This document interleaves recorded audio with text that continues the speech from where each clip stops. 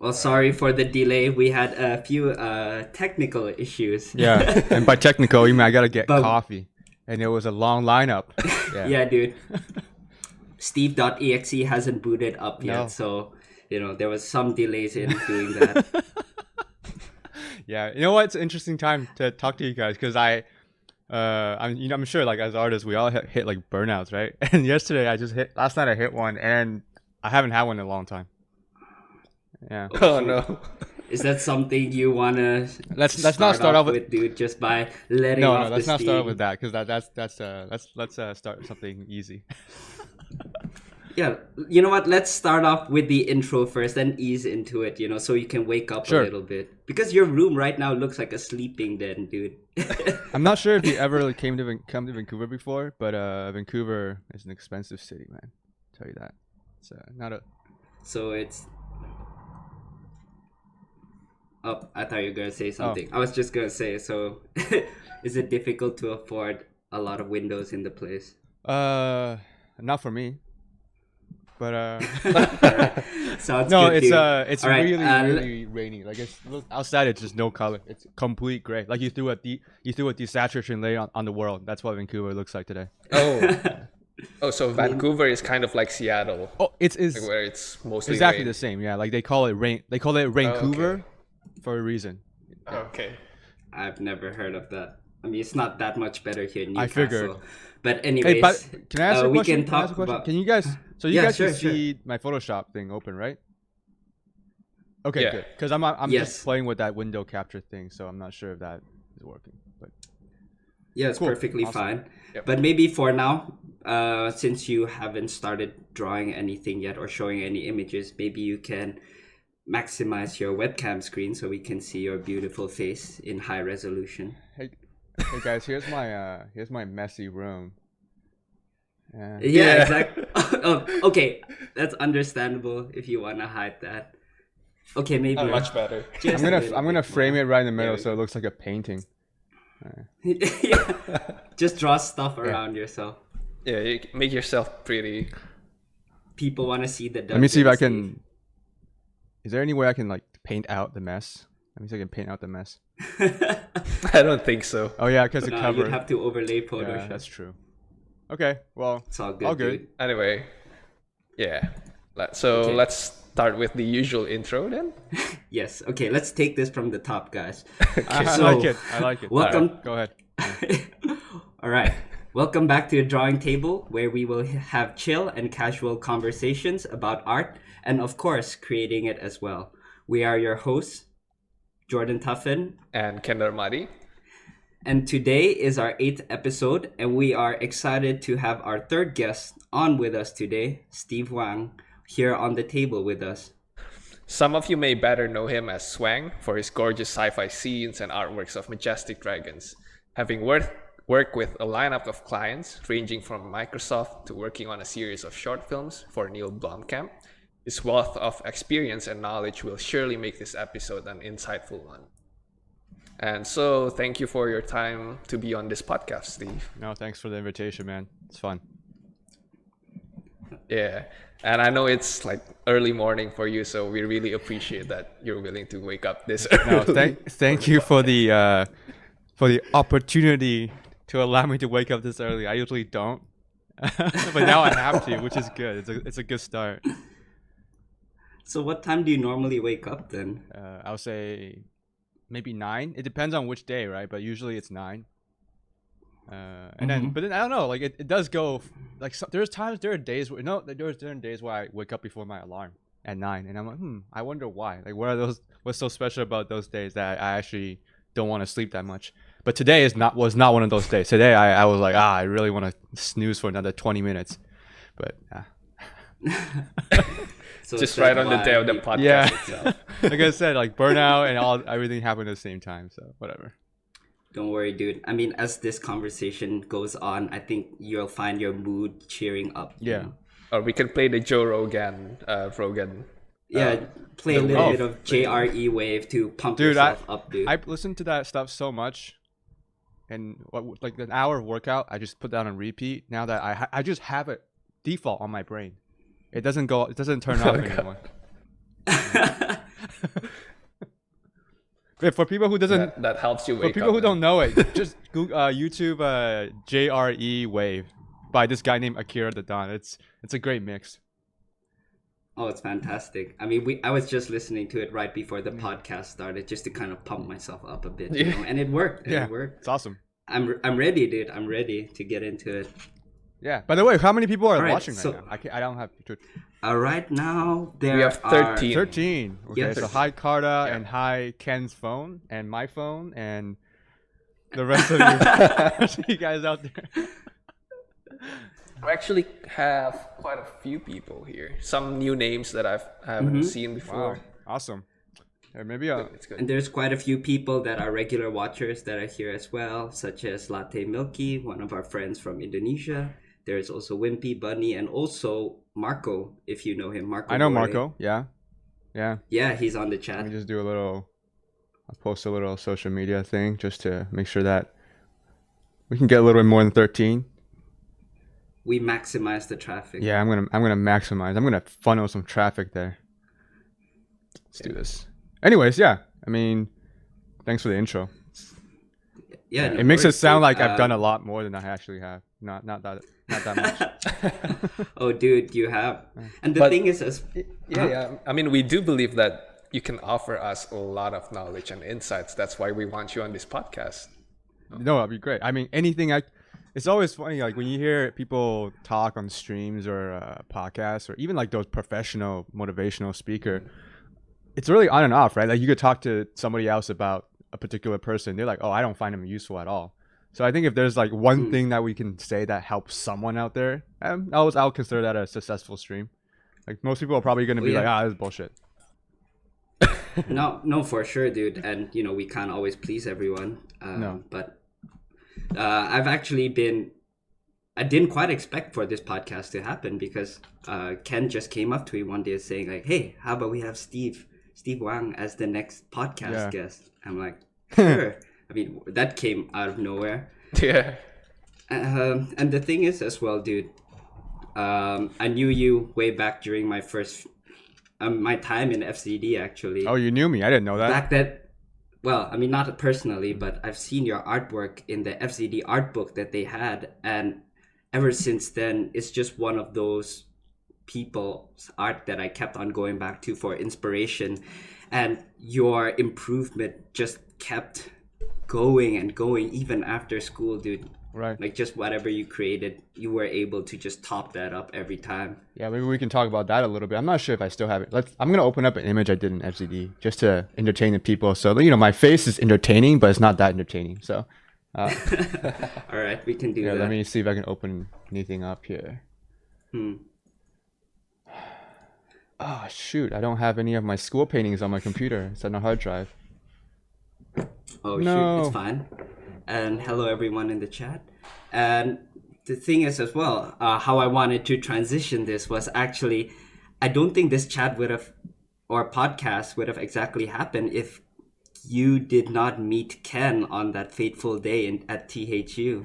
Oh yeah, for sure. Well, no, it would have happened. It wouldn't have happened as smoothly. I would have had to think about it for like 5 minutes, and I'd probably say yes.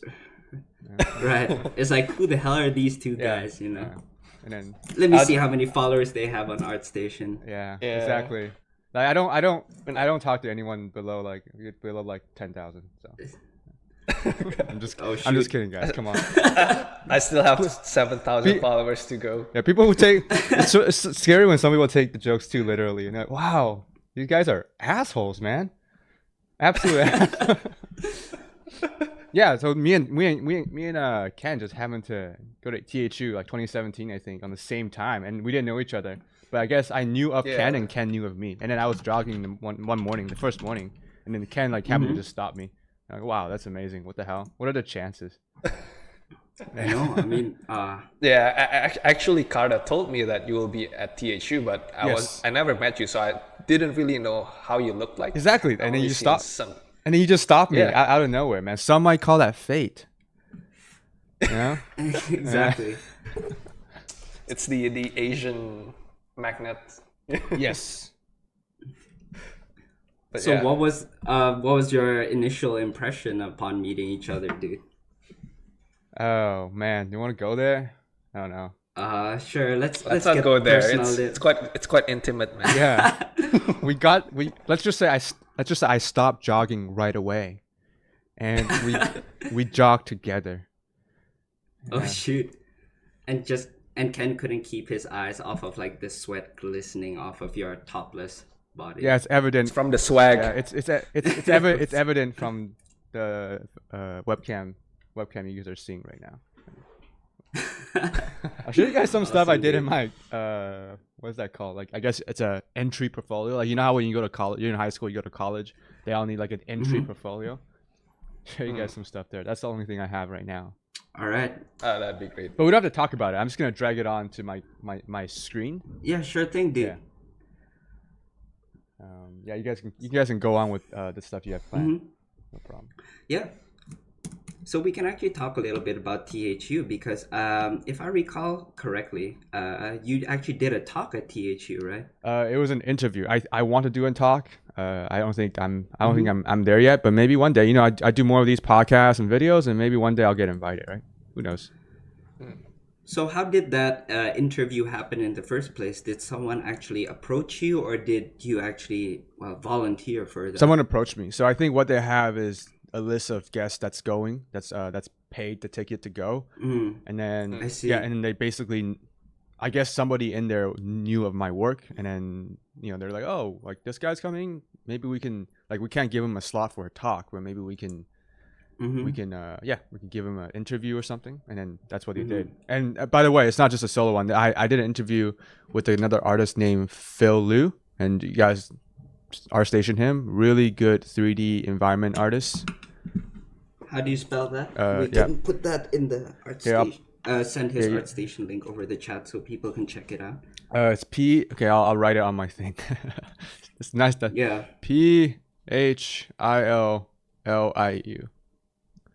So, or maybe it's LUI. But Phil, if you ever listen to this, I doubt you will. But if you listen, I'm sorry. I'm sorry to misspell your name if I misspelled it.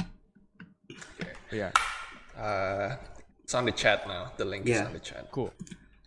So one thing I'm curious about is that how did you actually feel when you got asked to be interviewed for THU? Because I can imagine it must be a pretty big thing, for one of the biggest art events. That's a good question. How do I feel? And I mean, you're gonna also have a talk at an upcoming event soon, right? This year. Yes. So that'll be, well, it's not guaranteed. It's not guaranteed yet, but I'll say it should be there. It's just because the communication between me and the event organizer seems to be a little bit slow. I think they're really, really busy just trying to organize everything. Yeah. So we'll see. But it'll happen, man. I think ever since I went to THU, one of the things that I'll answer the question right after this, Jordan. So ever since I went to THU, I saw so many inspirational talks, and this, including one by one of my good friend Ian Spriggs, and that was his first time there. And I saw him be giving a talk, and there's guys like Mache, Ian McKeag was insanely good, like super inspirational. Oh, I can imagine. Yeah, it was so good. So then after that, I kept on having this. I'm not sure if you want to call it a vision. That sounds kind of crazy, but I envision myself doing that one day, and I think about how I can get there, because those talks gave me a 100% positive impact on my life. And it would be really nice to be able to do that for other people. Right. Was this something that you've viewed yourself as doing for a long time, or was it just something that you've recently thought to yourself, hey, if these people can do it, so can I, or something along those lines, perhaps? I don't think I've ever thought about like really going and giving a talk or anything until I went there. Yeah, I've always been interested in teaching.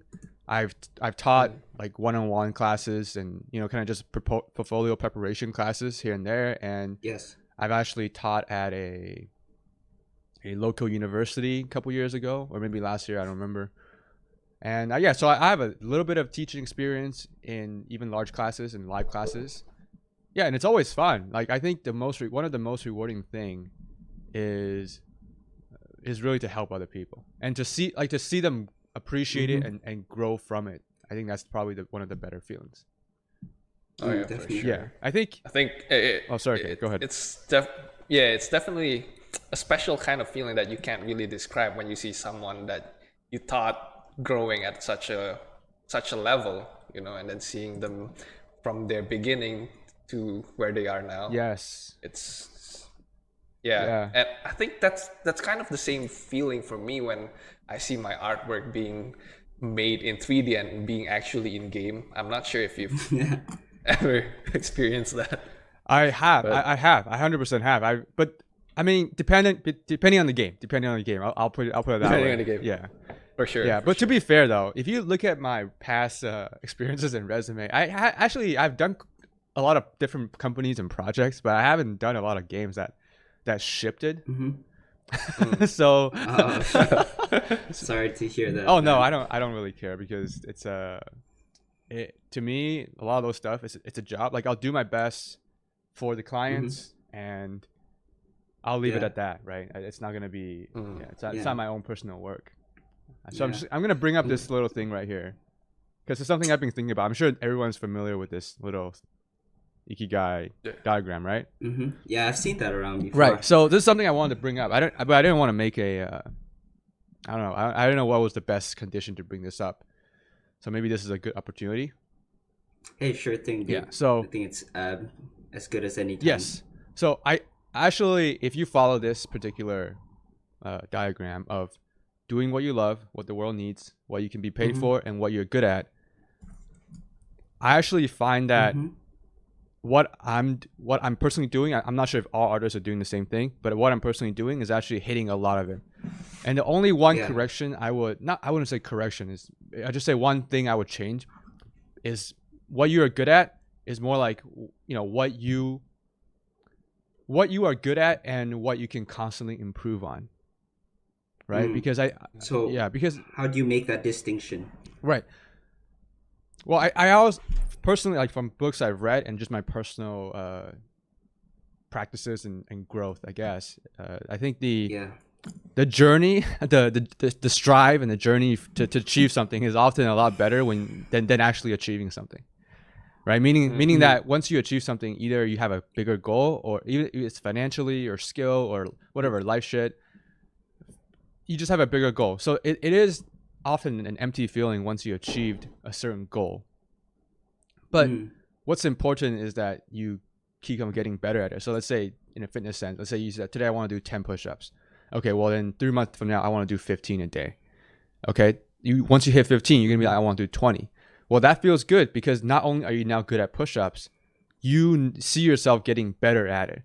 So what I'm trying to get at with changing the what you're good at section is because I've seen a lot of people who they get good at something, either it's a craft, maybe it's art, or they get good at doing one particular workflow or style, and there's not too much improvement from it. Like you look at the work from 5 years ago, it's pretty much the same. It's pretty much the same, right? And I think personally that getting better part is super important, and that's part of the reason why I actually signed up with with doing the classes this year, because they were asking me.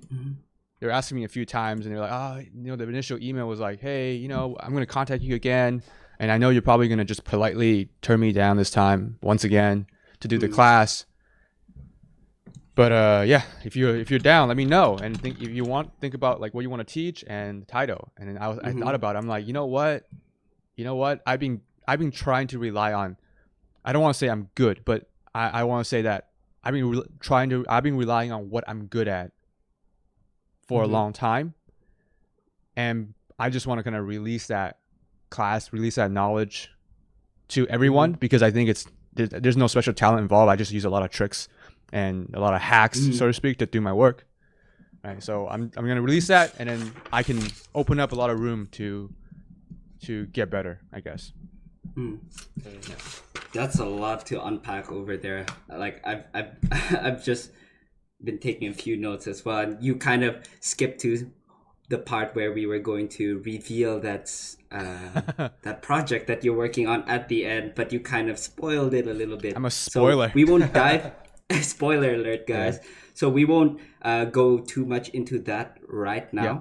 But one of the questions that I have is that you said, for example, when you goal settings and you manage to hit one of your goals, you said that there's sometimes a feeling of emptiness once you have accomplished it.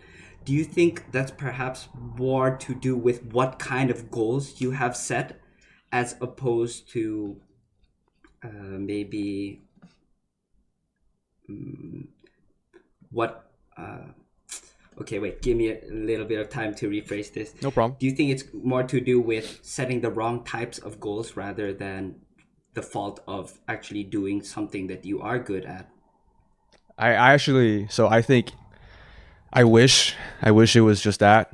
I wish it was yeah, I kind of wish it was like, oh, I set the wrong goal, or this goal wasn't the right one for me. But I don't think so, man. I've this part of this job is that it gives me a lot of time to listen to a lot of podcasts and talks, like 10, 12 hours a day of just listening to people, and then self-analyzing, self-reflection. And obviously I've set my own goals myself. I think it's biological. I mean, I don't know shit about any of the science stuff. I think it's just part of like our brain, where like you set a goal and you hit it and it feels good for a while, and then you look back, you're like, yes, I've done all this improvements, but yeah, that's that. Now, what's next? And like I said, people find it, I think personally, for me at least, like I find a lot of meaning from the pursuit of it than actually achieving it. Right. Yeah. So does that mean you're always pursuing new goals and always looking to what's next on the horizon for you? Sort of. Yeah. I mean, is there something you want to dive into right now, Jordan? Because I think we and Jordan, we had a pretty long conversation about goals like last week. Oh yeah, dude. Yeah, we can talk about it. You want to dive in? Yes. Let's dive deep. Yeah, let's go dive deep. Let's go. By the way, Cam, man, your webcam looks nice. What webcam is that? I want to get that webcam. Looks like you're a streamer. Shit, I forgot the name. Like It's exactly the same webcam Same as that you. I have. same as me. C92. Really? So you just Logitech C92. okay. I wonder why mine looks blurrier compared to Yeah, me too. I have the same one, and it looks blurry. I think it's the light conditions as well, I don't know, actually. man. I think it's just the face. Ken just has Mine a looks sharper sharp. face. Yeah, Ken's she's a chiseled man. Exactly. Yeah, goals. Okay. All right, I see. Can we begin with goals? Maybe I'll. Maybe we can start with what are your current goals? My current goals. For Okay. maybe at work. Okay. So my current goals is to. Can I do a little diagram as well while I'm talking about Yeah, it? sure. Okay. Do whatever you need to do. So let's. Should we solo Steve then? Yeah, I think since he'll be doing something on his All right, screen. Okay. me. Let's do this. Once you go solo, you never go back. By the way, with this this software. Exactly. Yeah, you're on your own now, Steve. Yeah, you guys. All right. Full screening my face. All right. Yes. Okay. You're on your own now, Steve. Yeah. Nice. Okay, let's break this down. Okay, so most people have big goals. Yes. Okay, and that's a problem. That's a problem because these are really hard to attain. These are like 10 plus years to a lifetime. Okay. And for me personally, these are things like staying healthy, staying fit. Like these are things that you have to maintain. That's a long-term goal. Having a family, that's a long-term goal, right? And then now let's talk about something about art. And I'm making a book right now, and I wouldn't say that's long. That's more like a midterm goal. But a long-term goal, let's simplify everything, right? You don't have like 10 goals. So I want to be as close to the level of Jaime Jones as possible. There, I said it. So that's something that I realized for myself when it was probably like 3 years ago. So when I was 25, I got into this. I got into that. You can call it like a chaos or like a crisis thing. But I had a really, really, really terrible year. and everything, like every part of my life was just going wrong. Every part, right? It was like domino. And then I took a long time off, like my brain, not my actual like vacation time. It just, my brain was shutting off for like 6 months. Yeah. And then after talking with a lot of friends and stuff, I kind of just realized, you know, like, hey, I can keep on chasing the money. Like, okay, I'll put this. I asked myself a question. If I was 35, would I be happier to be a 35 and a millionaire, which I think is definitely very, very possible, or would I be happier if I was homeless but I am as good as Jaime Jones? Or you know, obviously first time was I'm a millionaire, but I'm just the same level as I am now. So I didn't improve much in 10 years because I focused on my business or whatever, right? And then it became that year it became really clear to me that obviously it's option B, because of that. Because once I hit $1 million, I'll hit 2 million, 3 million, 4 million, and then that's, you know, it's just one of those things that we talked about earlier about the whole human thing about with goals and accomplishing things. Yeah. But I know that art is like endless, and also I know I'm never gonna catch up to that guy because he's also improving too, right? It's not like he's stopped. So it's for me, it's like as close as I can get in this lifetime will be a great goal of mine. So that's a big goal. Okay, let's I'll just put that down. Get to be as good as Jaime Jones. Get as close to Jaime Jones as possible. Okay. Physically, he won't let me because he doesn't respond to my emails. Okay, that's maybe because you keep on spamming his inbox. I know, right? Proclaiming your love. Yeah, I was trying to assert my dominance. That didn't work. Okay.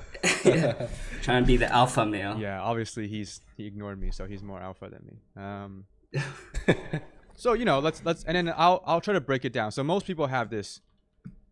Most people have the big goals, right? Everyone has big goals, even if it's not clear. Like everyone kind of has the general frame of how you want your life to be, and chaos comes when your life expectation, when your big goals don't meet your reality. But we'll talk about that later. 3 years, you know, 3 years, 3 to 5 years, 3 to 5 years, right? So personally, for me, right, finish my book. Okay, finish my IP, finish my book. I wouldn't say finish my IP because that's probably also never ending, but I'll just put it down. Finish my book, finish my IP. This is something I started on my birthday last year. So 2018, no, 2017. Wait, 2018. Whatever. It doesn't even freaking matter. So I was coming up to my birthday in May, and then I was like, okay, let's try something different.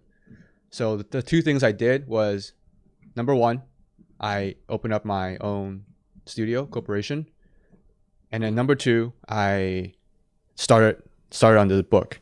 Okay, and I gave myself a 3 to 4 year limit. So I wish by the time I'm 30, I'm 27, turning 28 this year. By the time I'm 30, I hope I can finish this book.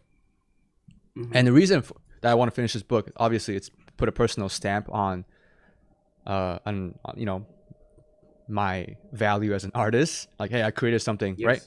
And also, I think that, to be honest, I think this, if I can do something like that, it will help me achieve my other goals. Like, for example, giving a talk at THU one day. Like, I think having a book will help me achieve that. Right. And just a little tangent on creating your IP and book, because I get questions like that quite a bit. And one of the biggest thing when people are trying to create an IP or a book, and it's not like I'm good at it, I'm just trying my best. But one of the things is like, you guys, fuck, everything's already out there. Like, what's new? What can I offer that's new? And I think that's the wrong mindset, in my opinion. Like, for anyone who's creating something out there and you're listening to this, like, if you're creating something, trust me on this. There's only like the 0.00001% of the people who actually finish it. Like, in terms of something as difficult as writing, illustrating, or creating a book. Maybe it's less percentage than that. Most people will do it for like a little bit and they give up. So first of all, as long as you finish, like, bravos, man, good for you. That's an accomplishment already. And then and then don't even think about whether or not it's unique or it's gonna sell. If it sells, if it's unique, people like it. If Netflix pick up your book IP, if you're if you're Simon Stalenhag, I sorry to mispronounce his name, Simon Stalenhag, I think. Yeah, yes. If you're him, good job. But I'm sure he didn't start out creating his book saying, I want studios to pick it up. He just finished it. And that's the right way to do it. That's 100% the right way to do it.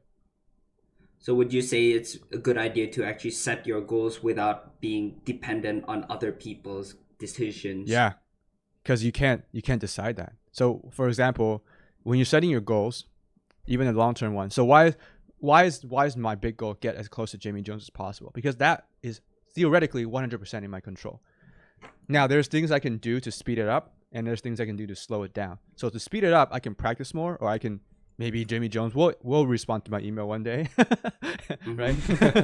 and then he'll give me a few tips here and there, and then that'll maybe speed my progress. But chances of that happening is pretty low, right? So then I'll just practice. I'll analyze masters, and I can do things that slow me down. Like I can slack off. I can maybe get really busy with projects that I don't have time to practice. Stuff like that. And you can do things to slow Jamie down, like breaking his hand or something. Well, that would require me to know where he lives, and unfortunately, I don't. Otherwise, his hand would have been broken by now. I think that's why he doesn't want to meet you. Yeah, that's true. No, I mean, fuck, I love. Here's the thing. You know how good he is. He's so good that he doesn't even post on social media. He doesn't even post on social media. That's how good he is. Oh yeah, and Marco just said on the chat, Jamie can't answer your email because he's homeless. A sacrifice for his skill. You know what? If Jamie happened to listen to this on his whatever device he has access to while he's homeless, answer my email. First of all, my email is Steve Chin HSUAN Wang at gmail.com. Answer my email. I'm going to send you a laptop. Okay. And you can live at Steve's place for a bit. Yeah, exactly. You can live at my place and you can teach me art for a year. And yeah, that's that. We'll leave it at that. All right. So, back to what you were saying about your books. Fucking just a tangent. What was I talking about? We were talking about finishing your book and IP, and setting different goals of different lengths. So I think my question is that these kinds of goals are great, and as far as I know, when I'm talking to people, they do have a basic idea of what they want. Like, I want to work at this studio, I want to create a movie when I get further into my career. But for me, from my experience, the problem that I see with people is actually that they do not set a specific enough goal or even sub goals in order to reach those bigger goals. So in other words, they do not have a plan of action on how they're actually going to accomplish it. And that leads them to underestimating the time that it will take. Yes. Or perhaps not even knowing what to do. And that confusion or not knowing what to do is usually what leads them to give up, because they feel like it's hopeless and it's beyond their understanding. So how would you then approach it so that it becomes much easier for people to accomplish these goals? Okay, well, we can get into that right now. Well, first thing is your mindset, right? So just realize this. It's like the way, whether you're religious or not, the way that our brain in this life is set up is that everything worth doing is really, really freaking difficult. Everything. Like any profession. There might be some people that have it easier than other, for sure, right? I always like to say, like, my mom is semi-religious, Buddhist, and then so she'll say, oh yeah, like, we'll get into these philosophical talk and debate from time to time when I see her, and then she's like, oh, like Buddha says, life, and I think Jordan Peterson said the same thing, right? Life is a sea of suffering. Yeah, life is a sea of suffering. And then the way I respond to that after thinking about it for a while, I was like, yeah, but then some people have boats and some people are swimming, and some people have yachts, right? That's all it is. And then some people have an easier time, and that's you can't. If you're listening to this, I'm assuming you're not. You don't need this help. but I think you just having that mindset of it's really difficult, and there's no guarantee that if you make it through, you're actually gonna have something that you want. Unfortunately, But here's the thing: by pushing it through, you maximize your chances. That's it. That's all. That's the only thing you can hope for. And I do have some tips on trying to keep the energy going, and which is I'll get to now, which is a small goals. And even small goals, you can break it down into like daily goals. Okay. All right. So let's go to just small goals first. Let's say just one. Right, let's hear it. 1 to 2 years. I mean, that might even be a little. That might even be a little bit too long, to be honest. Correct my punctuation. 1 year to 2 years. Okay. So things like this, I usually try to. I don't know why, but a lot of my small goals are not that art related. Let me think if I can think of any art related one. Okay, maybe it's really like ambiguous. Like let's say do more personal work. Okay. Learn anatomy. Okay. Learn 3D code or something. This is something I can think of in the top of my head that I want to do after I finish recording my class and my freelance projects. Okay. So do you go into even more specifics? Yes. So from these you goals? have to. This is so before 2017, this is what I have, right? I in fact before 2017, I didn't even have this. I didn't have this. So after 2017, I was 25 and this is what I came up with. So since then it's been 2 to 3 years. And so I started to break it down even more because I realized that when you have these kind of goals, it's really easy to get derailed when, let's say, you have a burnout, you don't feel like doing it, something happened in your personal life, bad or good. Maybe you have a bunch of new friends or you got married or, whatever, right? Something that throws a curveball your way. You're like, oh, now all my hours are limited. Oh, yeah. Right? I mean, Ken and you guys are both married. You know what I'm talking about. For sure.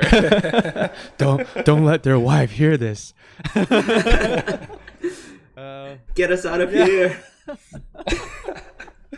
I'm not married, so I take advantage of that, and I'm very lucky in the sense that my parents healthy, don't need my help financially. They're doing well with themselves, so I have. That's great to hear. Yeah, dude. man, super blessed. Like I have 24 hours to myself every day, so that makes my scheduling a lot easier. But I'm curious, do you have a girlfriend right now, or are you? No, single? I'm single. Yeah, that's probably why. Ken, that's probably Ken, you're married. Single. What the hell, man? Yeah, Ken, stop. It's not that kind of question, Ken, man. stop flirting on stream. You know my God. Skype. Keep it professional, dude. Yeah. I told you before the stream. Yeah, It's totally professional question. yeah. It's just you, Marco said Jordan. put his number up for the ladies. Okay, here, guys. Not guys. What am I saying? Girls, ladies. Girls or guys. By the way, I don't believe there's a single lady listening to this right now. If I had to bet my, there is a few. there's a There few. is a few. dude. If I had to bet my Yeah. life savings on it, I would say no. But if there's a few, there's my number. Boom. All ladies in the chat, put your hands Put up. your hands up. Call that number. Tell me that I suck because I haven't achieved my goals yet, and then maybe I'll work a little harder. Anyways, let's get back to the goal thing. Okay, small goals, and then you have these like short-term stuff. Okay, so let's just say ST, short-term goals, and these are like things you go through from like week to week, month to month. I'm not even gonna say anything there just because it's not that important. What I really want to get to is your daily goals, and when I started setting my daily goals, that's when it really made a big difference for me. And that. Sorry, go ahead. No, I wasn't gonna say anything. Okay. I was gonna ask, do these goals from the small goals to mid and big, do they like compound each other? As in, the small goals, they're like you. Hold on, let me gather my thoughts.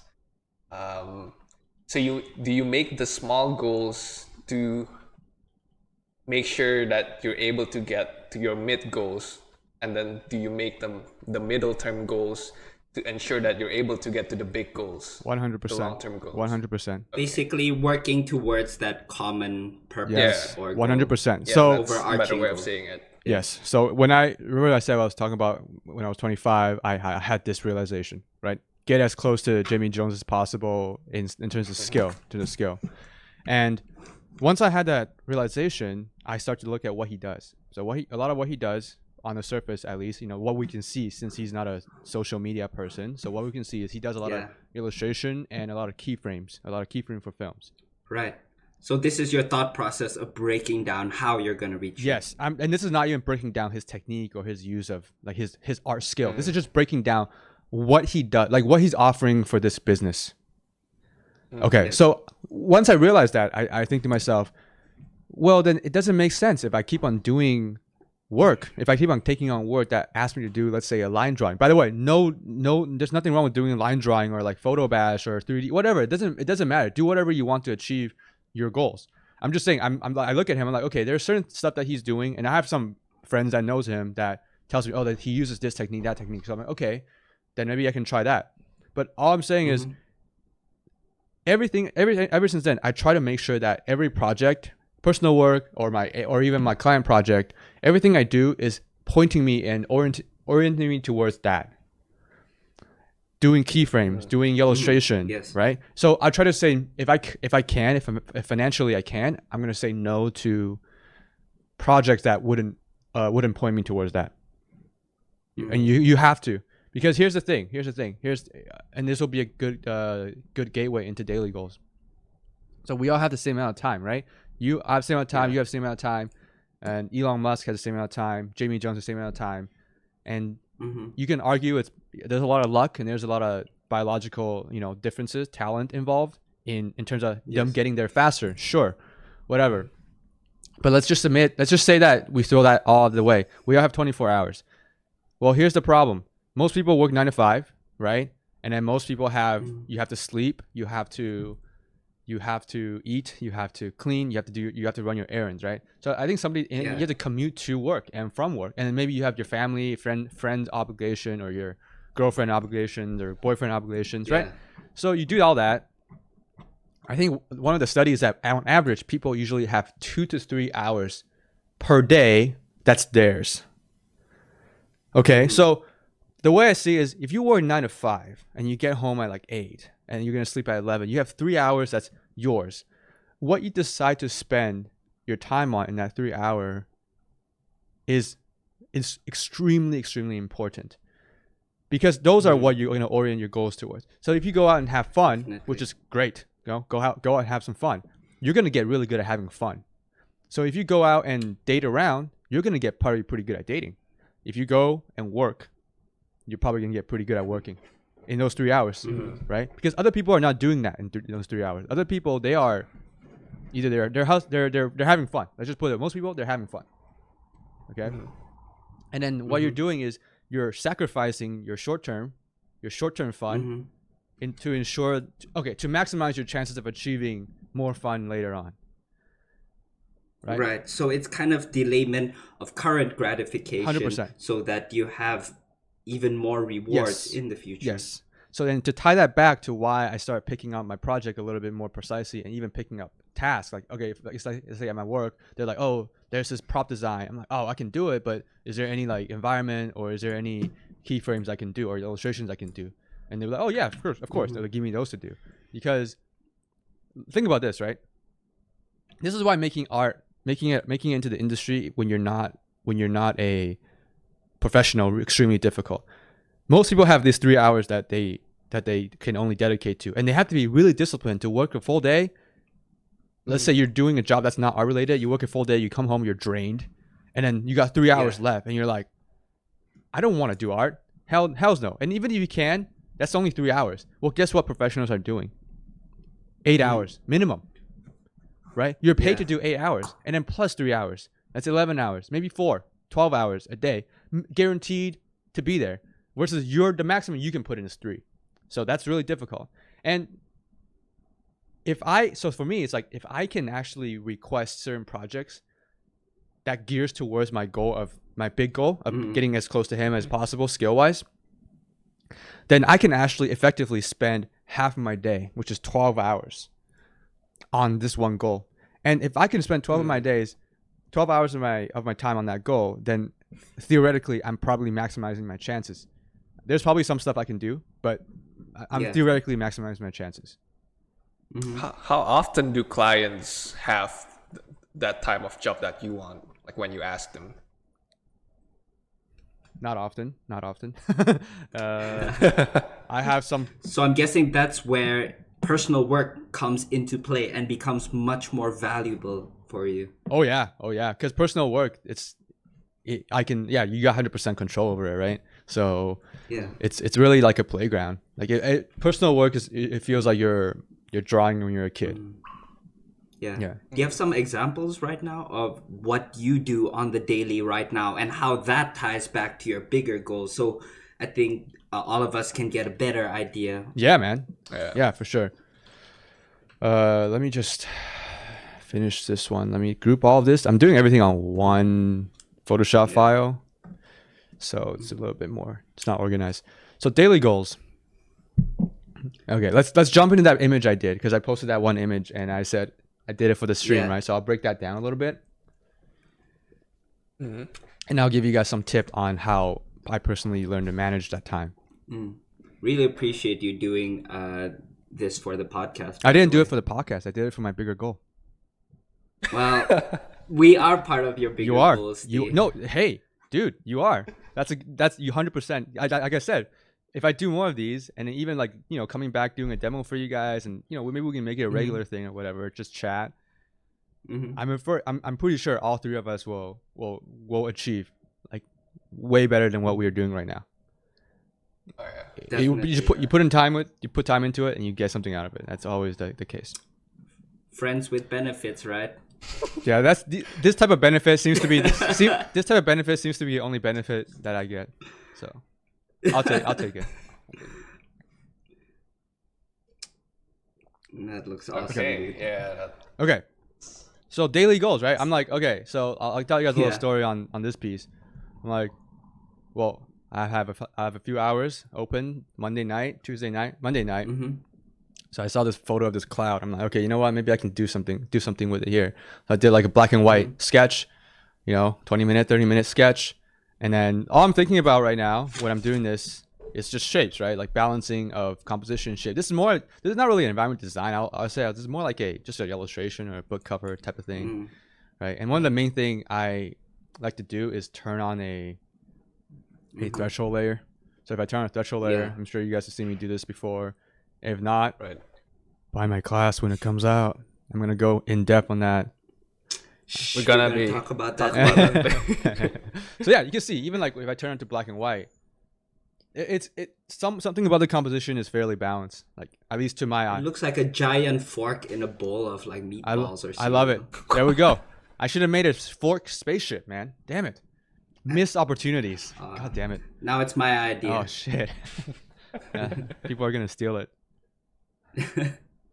All right. Anyways, go on, dude. Sorry. No, don't worry. That's awesome. Yeah, people see different things, right? Okay, so I did that. So then I thought to myself, okay, I'll spend the next maybe 30 minutes just building a 3D, and it's not even like a 3D. It's just a ball and a ring and a bunch of blocks, right? Oh, so you actually use 3D for this? Oh piece, yeah, man. I use 3D for most of my pieces. So that's one of the secrets. And that's not really a secret. I'll tell you another secret. Jaime Jones uses a lot of 3Ds too. So boom. No. Spoiled Respect it. lost. Respect lost. Spoiled it. Sue me. Whatever. I don't care. It's bamboozled. Yeah. Boom. I mean, he doesn't need to, but it certainly helps. Certainly helps. Right. I would say I'm between. I'm like I sometimes I need to. Like I'm not that good yet. I need to, especially when it comes to anatomy and character work. I need some 3D assistant or photograph assistant. Actually, dude, do you have some of the layers for the image that you have right now? I paint that you can show on the side. No, I merge everything once I'm done. Oh, yeah. Okay. But you saved the steps, right? I don't. Oh. Yeah, I don't. Okay. I mean, for an actual class, I record it and I do a voiceover. So then that's as close as it gets. But I'll tell you why. Because there's actually for the ones in that I'm gonna be selling, obviously teaching, I do have steps, and but again though, you'll see me if you ever go to my PhD, the ones that I have step on is I still merge it from time to time, and there's a very good reason, because for my particular, if you want to call it style, I don't want to call it style. Style sounds so cringy. Like my way, the painting I'm trying to achieve, I play around with loss and hard edge quite a bit, merging. Like you can even see like the ring, the ring of this thing is merging into the cloud, and that was to me like that part. That's the most interesting part of the painting, man. Screw the ship, screw the cloud. Nobody gives a shit. Like you're gonna see how like right the atmosphere.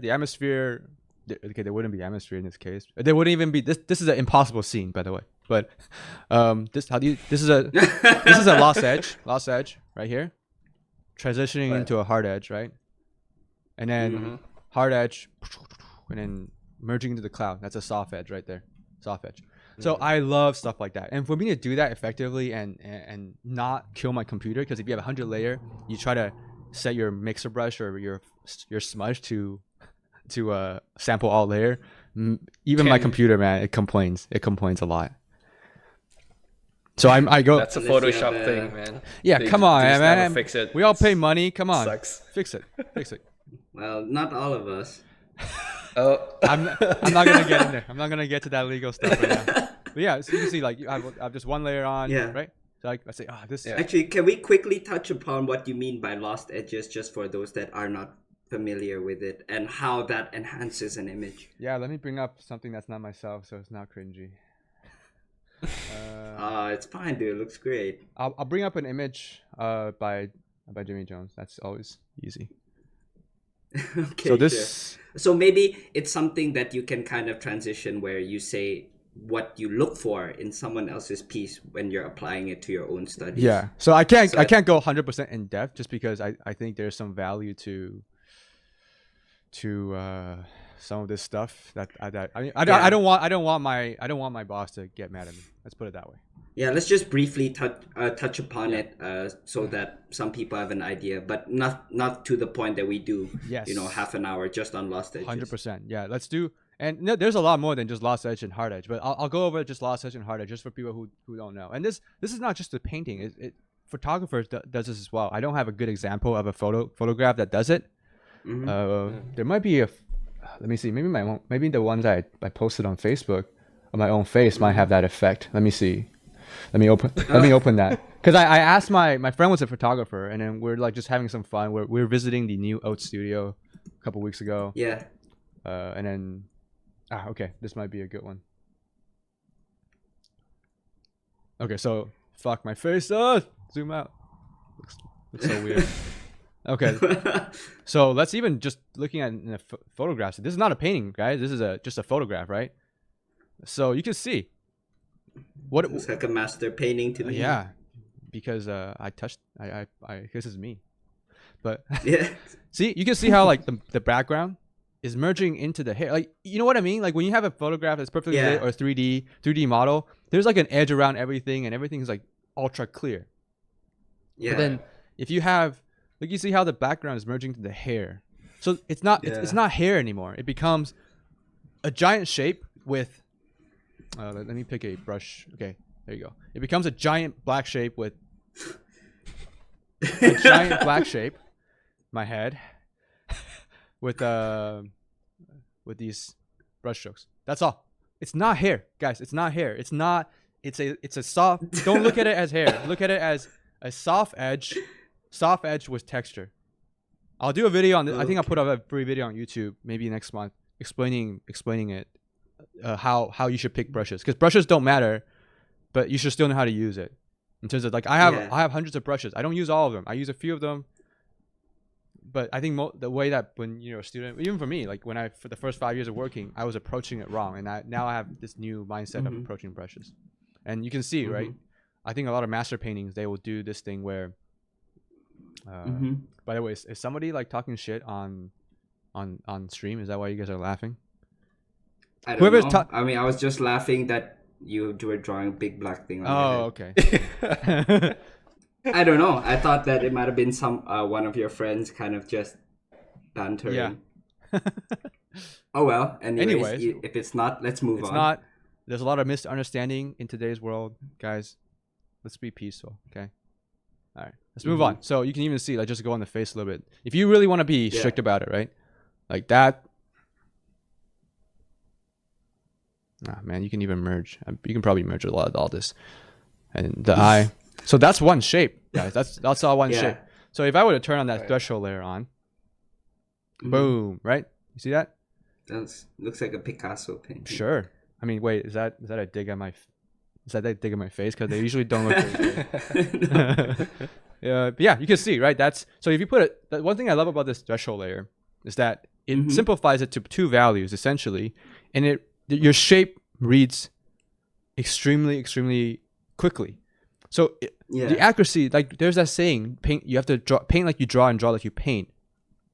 And the reason for that why masters will say that is because when you're painting, the dabbing of the color, the mixing is actually relatively easy, but it's actually getting the accuracy of this particular shape down that is the most difficult.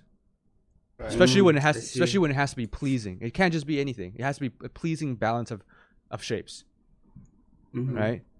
And able to describe the form as well, right? I mean, it can be pleasing, but it might not describe the form accurately. Yes, 100%. And obviously, it doesn't work in every lighting scenario, right? There's certain scenarios that it's so dark, there is no graphical shape for Studio, but it still looks good.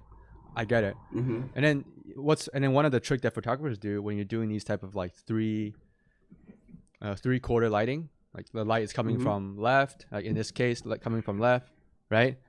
They'll do this thing where they'll angle it so that only this part of the face, this part of the dark side of your face is getting lit. So it's not all dark, because if it's all dark, look at what happens. Weird, right? Weird. Yeah. So what happens is that they light it in a way where there's a balance of big, medium, and small. So this ties into painting. So painting, photography, is all the same thing. So if it were up to me, I'll probably wear a long sleeve that day, because that's a distraction right there. Distraction. No need for that white shape there. I will probably wear a gold chain because I'm a baller like that.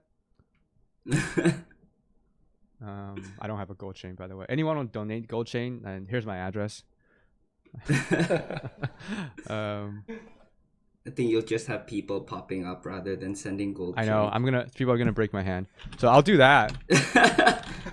Someone's big goal would be to be as good as Steve Wang, and they'll try and slow you down. Yeah. Yeah, so I guess if your goal, that's true too. If your goal is to be as good as someone, you can improve, or you can just make sure they don't improve anymore.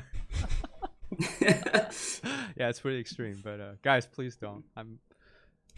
First of all, if you come to try to slow me down, I'm gonna fuck you up 100%. And then second of all, don't do that. Don't do that.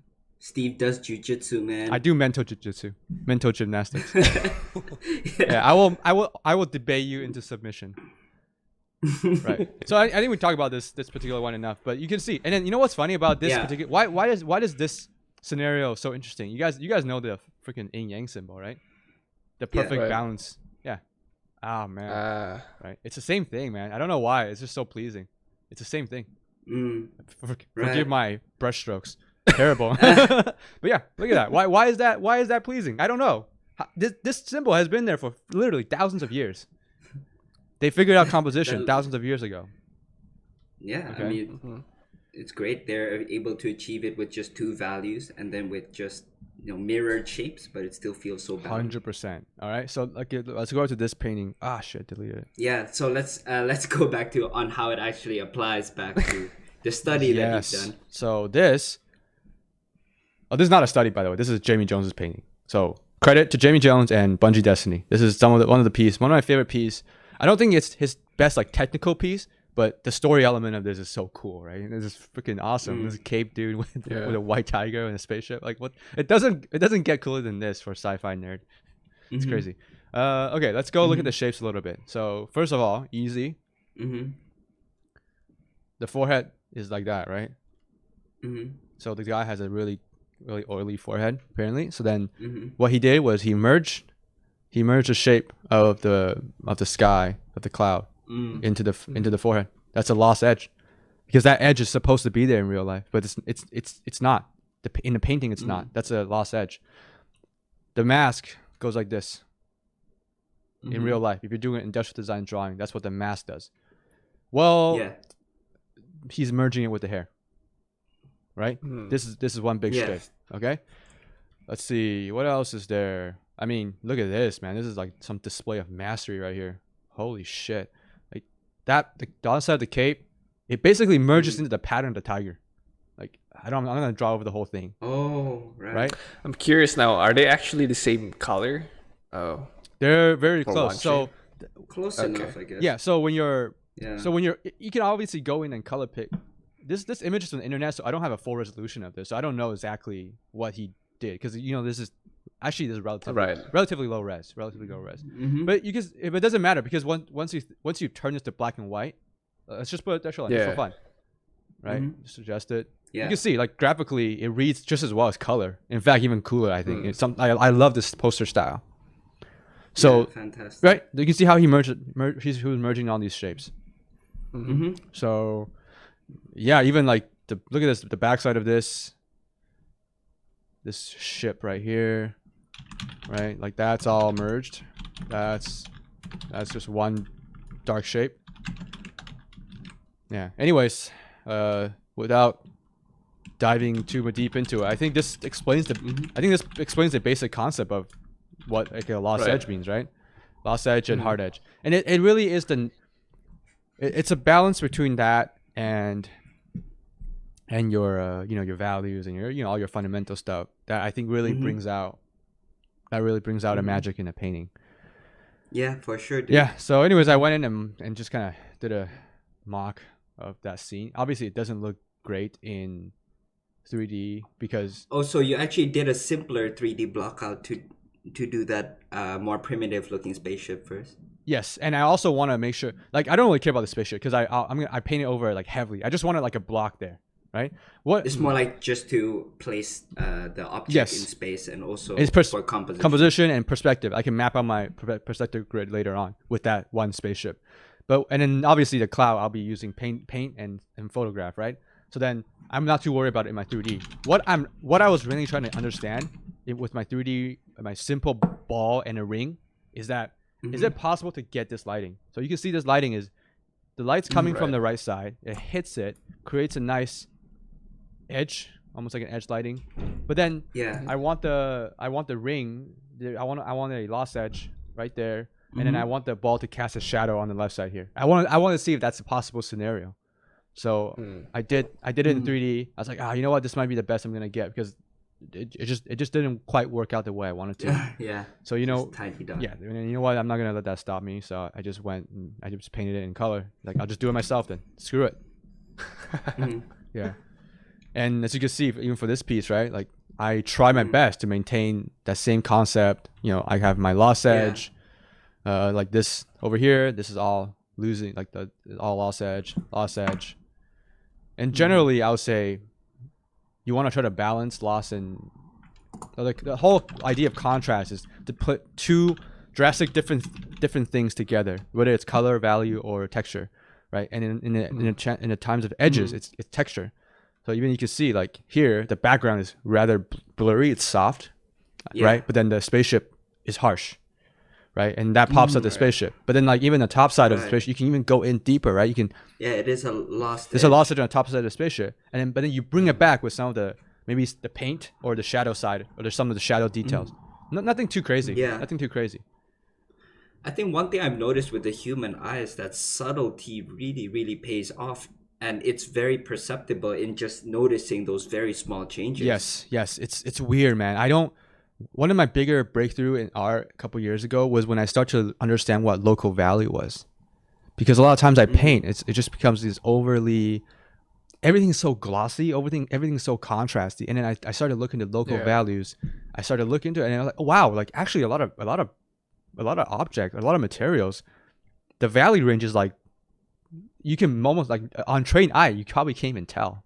Like it'll be like, oh, here's the color of, here's the dark side of this spaceship, and then that might be even too much. See, that's a 39% gray. I'm seeing it on my right side if you can see. So one point further. So like if you're drawing a marker, a Copic marker doesn't even make this. But if you zoom in, there's a difference. There's 100% a difference, Is. right? Even from afar, I can still see a difference, actually. And then if you just add I don't know, like, and then maybe you have a shadow, the shadow path, and then boom, you have this ambient occlusion, and damn, now that looks like a cracked wall. in 3 strokes, right? In 3 strokes. So you really look into stuff like this, and you're like, oh man, like, stop trying to use all the value range. Like, simplify. Yeah. Like, this is something I learned from John Park's class. He's always said, guys, just simplify, simplify, simplify. So is this what people usually mean by brush stroke efficiency then? Yes, 100%, right? And that's something that we keep on working on. The funny thing is, efficiency is almost it's a funny term, because I'm sure you guys heard that saying where, like, the simpler, the quicker it looks, oftentimes the longer it took. Because the artist... Wait, one moment. Yeah. Yeah, actually, I was trying to... do you know Edward Kaplan? He worked on Life is Strange. Yeah, most likely. I probably know the artwork. Okay, but yeah, he was doing this style where everything is so simple. Yep. And everything is so suggestive in terms of, like, the brush strokes and even the details. It's all just random. Well, maybe not exactly random. It's all, like, well thought out.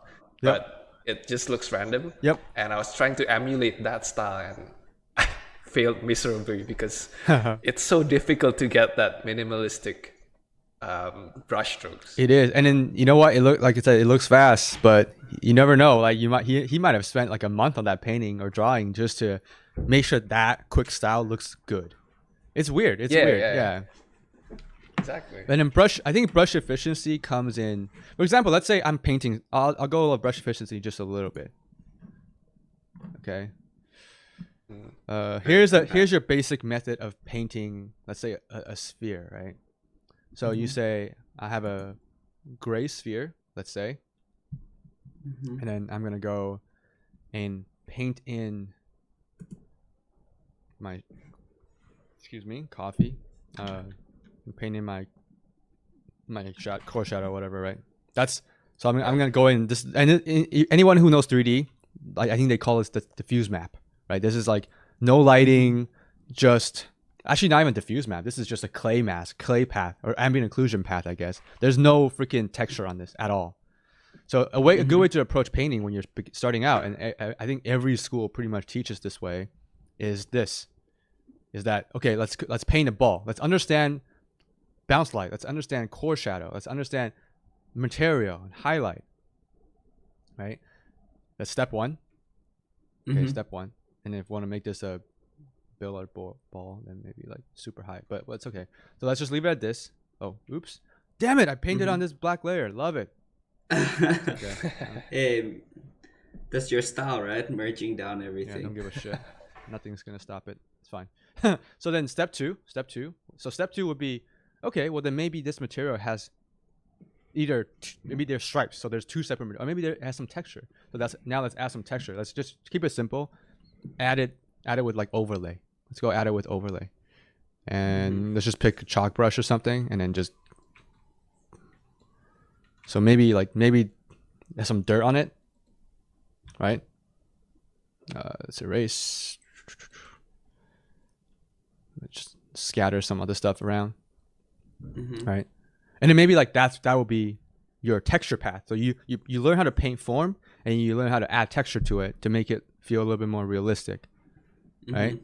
Well, to me, wait, no, one more thing. I forgot. One more thing is then when you're painting, you start to incorporate that whole concept of lost edge. So obviously the background is black. It's really hard to do it. The scenario is not real, so it's hard to do a lost edge here. But let's just assume that we're gonna do a really harsh lighting here. So then we're gonna have this contrasty. We're gonna amp it up, and we're gonna make sure the ball is fading in. So that's lost edge, right? Okay, so that's lost edge. So now brush efficiency, in my opinion, I'll plug John Park here. Just freaking buy his tutorial, man. He explains most of these. Yeah. Brush efficiency is when you do all 3 at once in the least amount of brush stroke as you can. So you're foreseeing the final result. You're foreseeing that I'm going to have this lost edge. So I'm not going to bother painting the underside. I'm not even going to bother doing that path and then adding a texture. I'm going to pick a texture brush that perhaps already gives me what I want. So maybe it's something like that. Let's count how many brush strokes you use.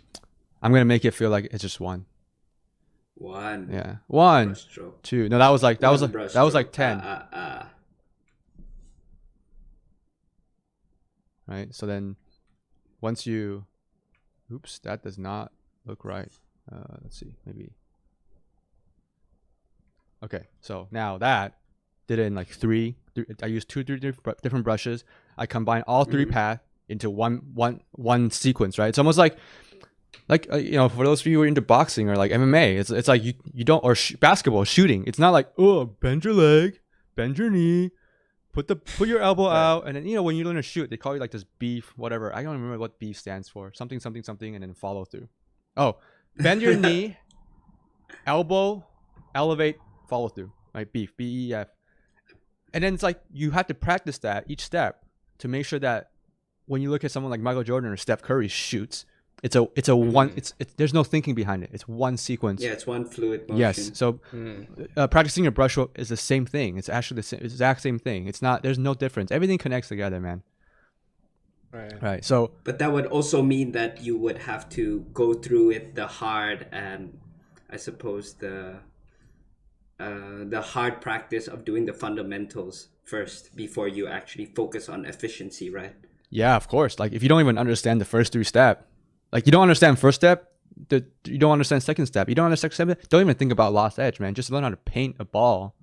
Learn how to paint a ball. And then now you know how to paint a ball. Okay, now learn how to paint a ball in a scene and make it look good by manipulating your edges. Oh, now you know how to do all that? Well, now do it 10 times faster by making your brushstroke really efficiently. Yeah.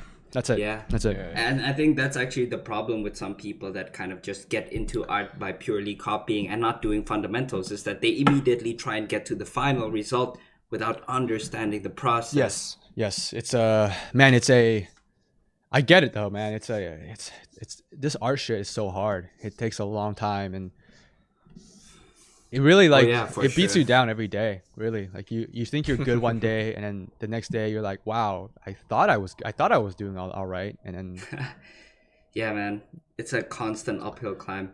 Yeah. Oh, and just to kind of speed things along a little bit, because we have actually gone on for like 1 hour and 15 minutes already. Oh yeah. So right. Yeah, cool. So we can just continue along with the process and move on to other parts as well. Okay, what's the other part? What are we doing? We have the artwork. We're gonna talk about the. Hold on. Is there actually anything else that you want to talk about with the process of the painting? The process of painting and that, no. Do I have time to finish up on this daily goal thing really quickly? Oh yeah. Oh sure. Okay, I mean, we don't have to. We can quickly wrap up the process as well. Just kind of fast forwarding a bit and also finishing this daily goal. Then we can move on to the big reveal of the super secret thing. Is there? Which is not so secret. Is there such thing? Because I didn't know. But okay.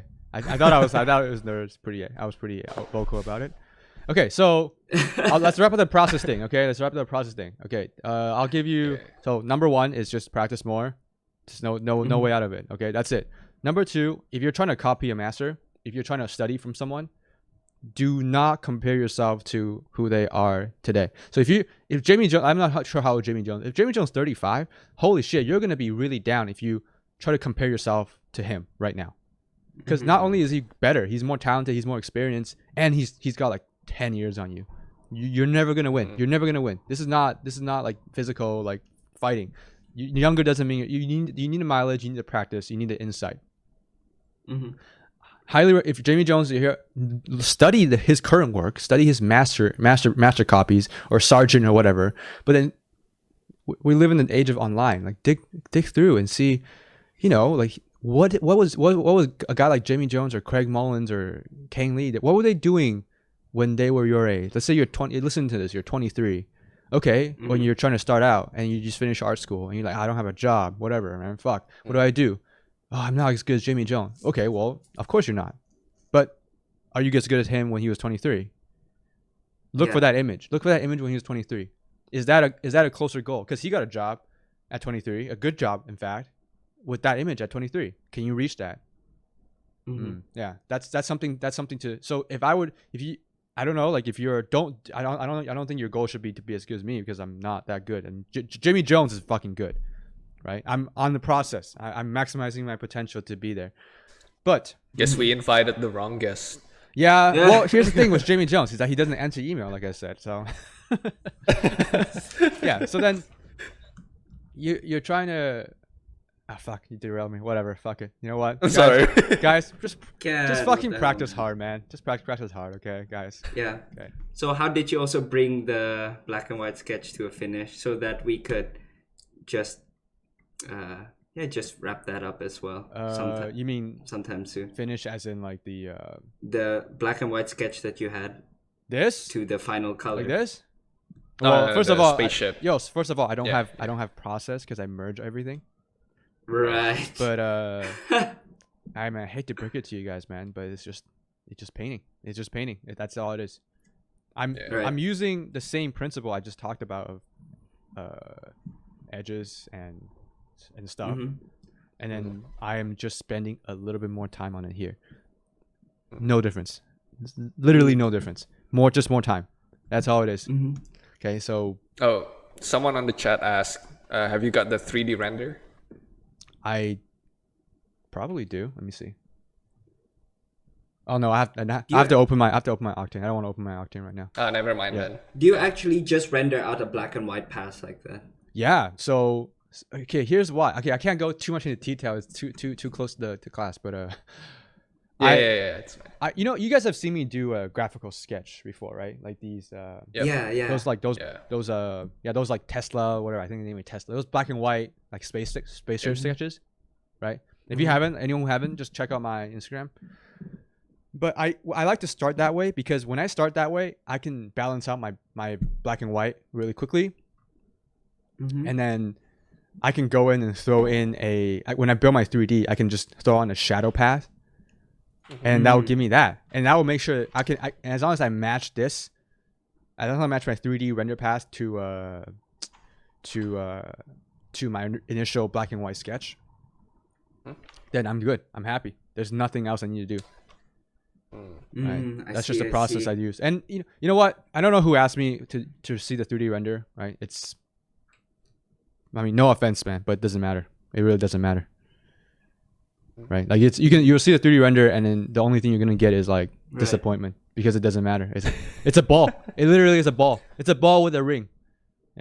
and then But in the end, it's just the time you put into the painting. Exactly. Like today, if I was like, hey, I built this cloud in 3D, I'll be like, yeah, that's fucking impressive. Like, how did you do that? I'm like, okay, I'll show you how to do that in 3D. Yeah. Like, this is just a ball. It's a ball. I must know how you rendered that ball and ring. Yeah. Steve. I mean, I don't want to make fun of anyone. It's just like, I think people ask the question, like, you want to find out the secret, right? Oh, what's the 3D? What's the brush? Or, but I basically, like, I just explained to you value, edges, composition. And that's the three things you need to compose an image. It's not the 3D. Because there's no 3D in this one, and then if you zoom out, it's the same. It's the same picture, right? Pretty much. Yeah. Okay. So let me give me like 2 minutes on the goal because I think this is actually pretty important. Yeah. Okay. Definitely. So let's go back to the goals. Yes. So I'll skip the small, like the 1 to 3 month one. I'll just go to daily because this helps a lot. So I think Jordan and I talked about this last week on our private Skype chat. Oh man. Some things we can't talk about on the stream, but this one we can. Ken's jealous, obviously. Jealous housewife. Well, it's a good thing that I'm not showing my webcam right now. Okay. You can't see my face that I'm making. Yeah. So I don't want to know what you're doing. Okay. So here's the thing with daily goals, right? I actually think you should break it down into. You should have a time slot. This doesn't work for everyone. And by that I mean, like, for example, you have, let's say today you wake up, you're like, today I'm going to do 8 hours of painting.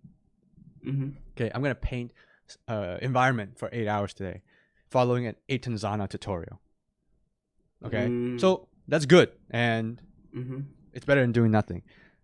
But here's the problem with that. The problem with that is you can do that you can wake up at 8 a.m. and do that, and then you have your day off at like 3 or 4 in the afternoon, and you have the rest of the day to yourself. Or you can do 2 hours in the morning, 2 hours in the afternoon, 4 hours at night. That's 8 hours, right?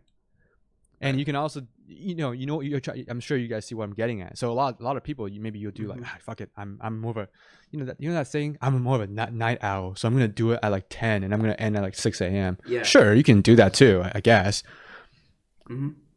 But what I find really useful is if you have these slots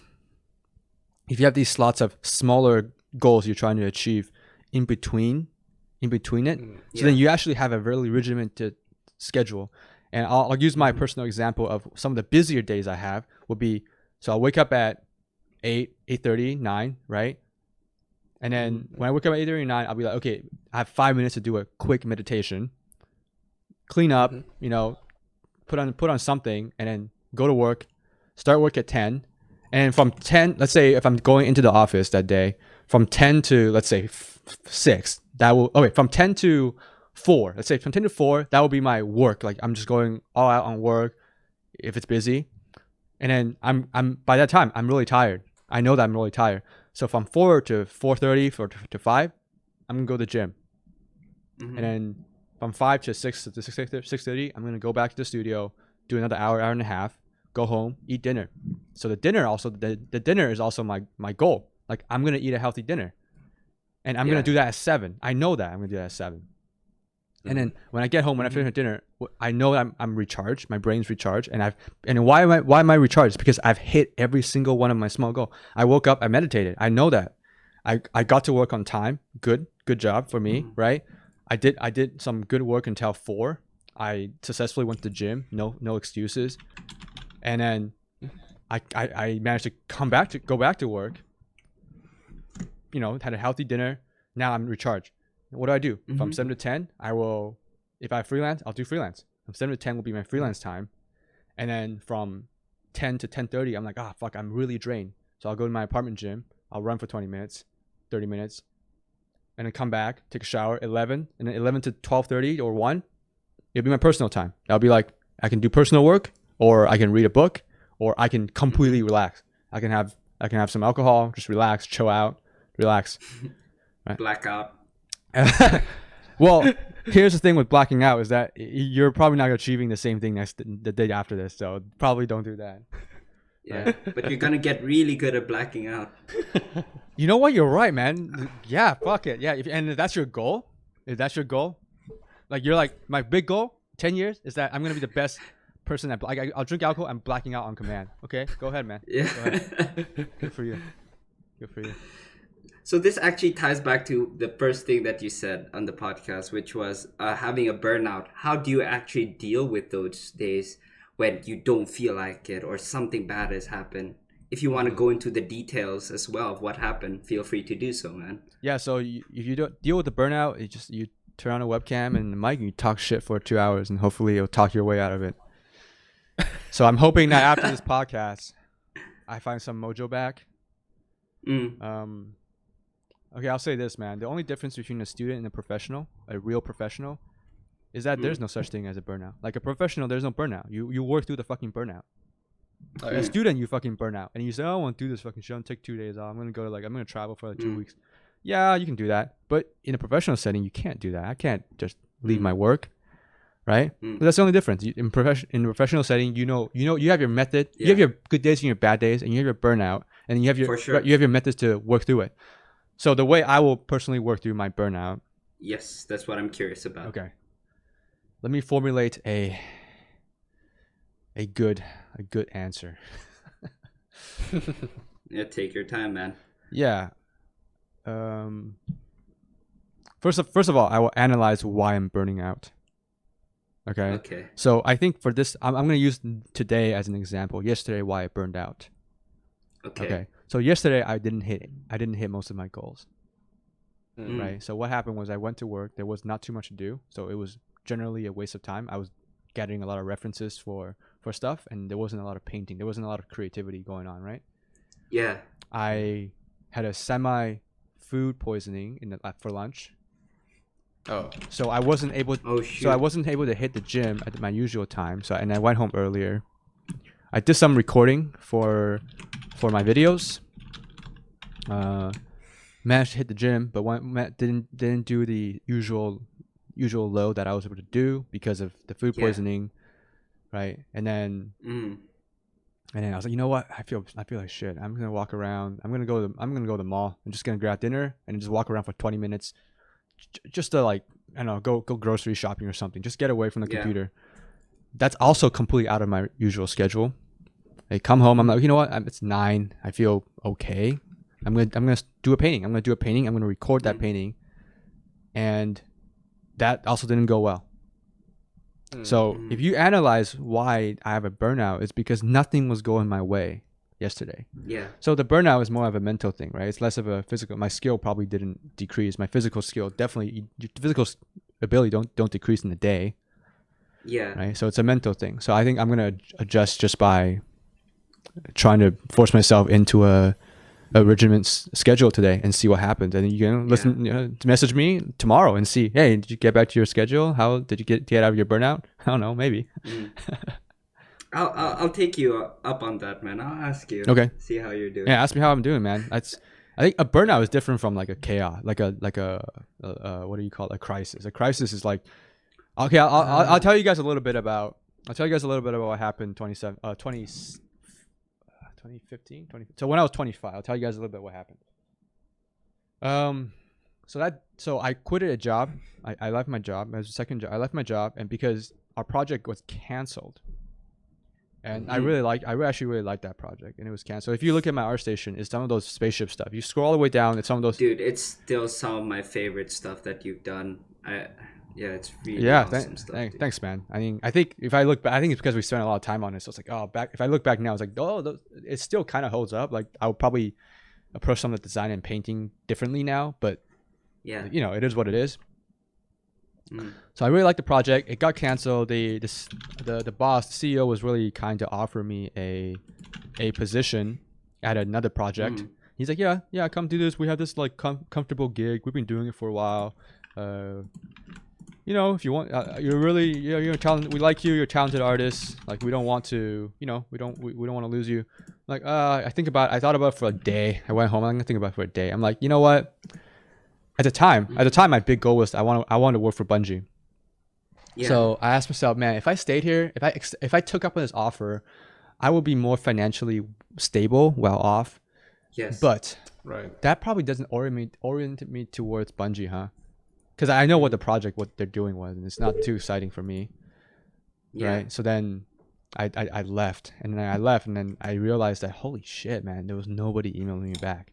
Like I'm a piece of shit, worthless. Like if I didn't have that job, it was like 3 months of just nothing, just emptiness.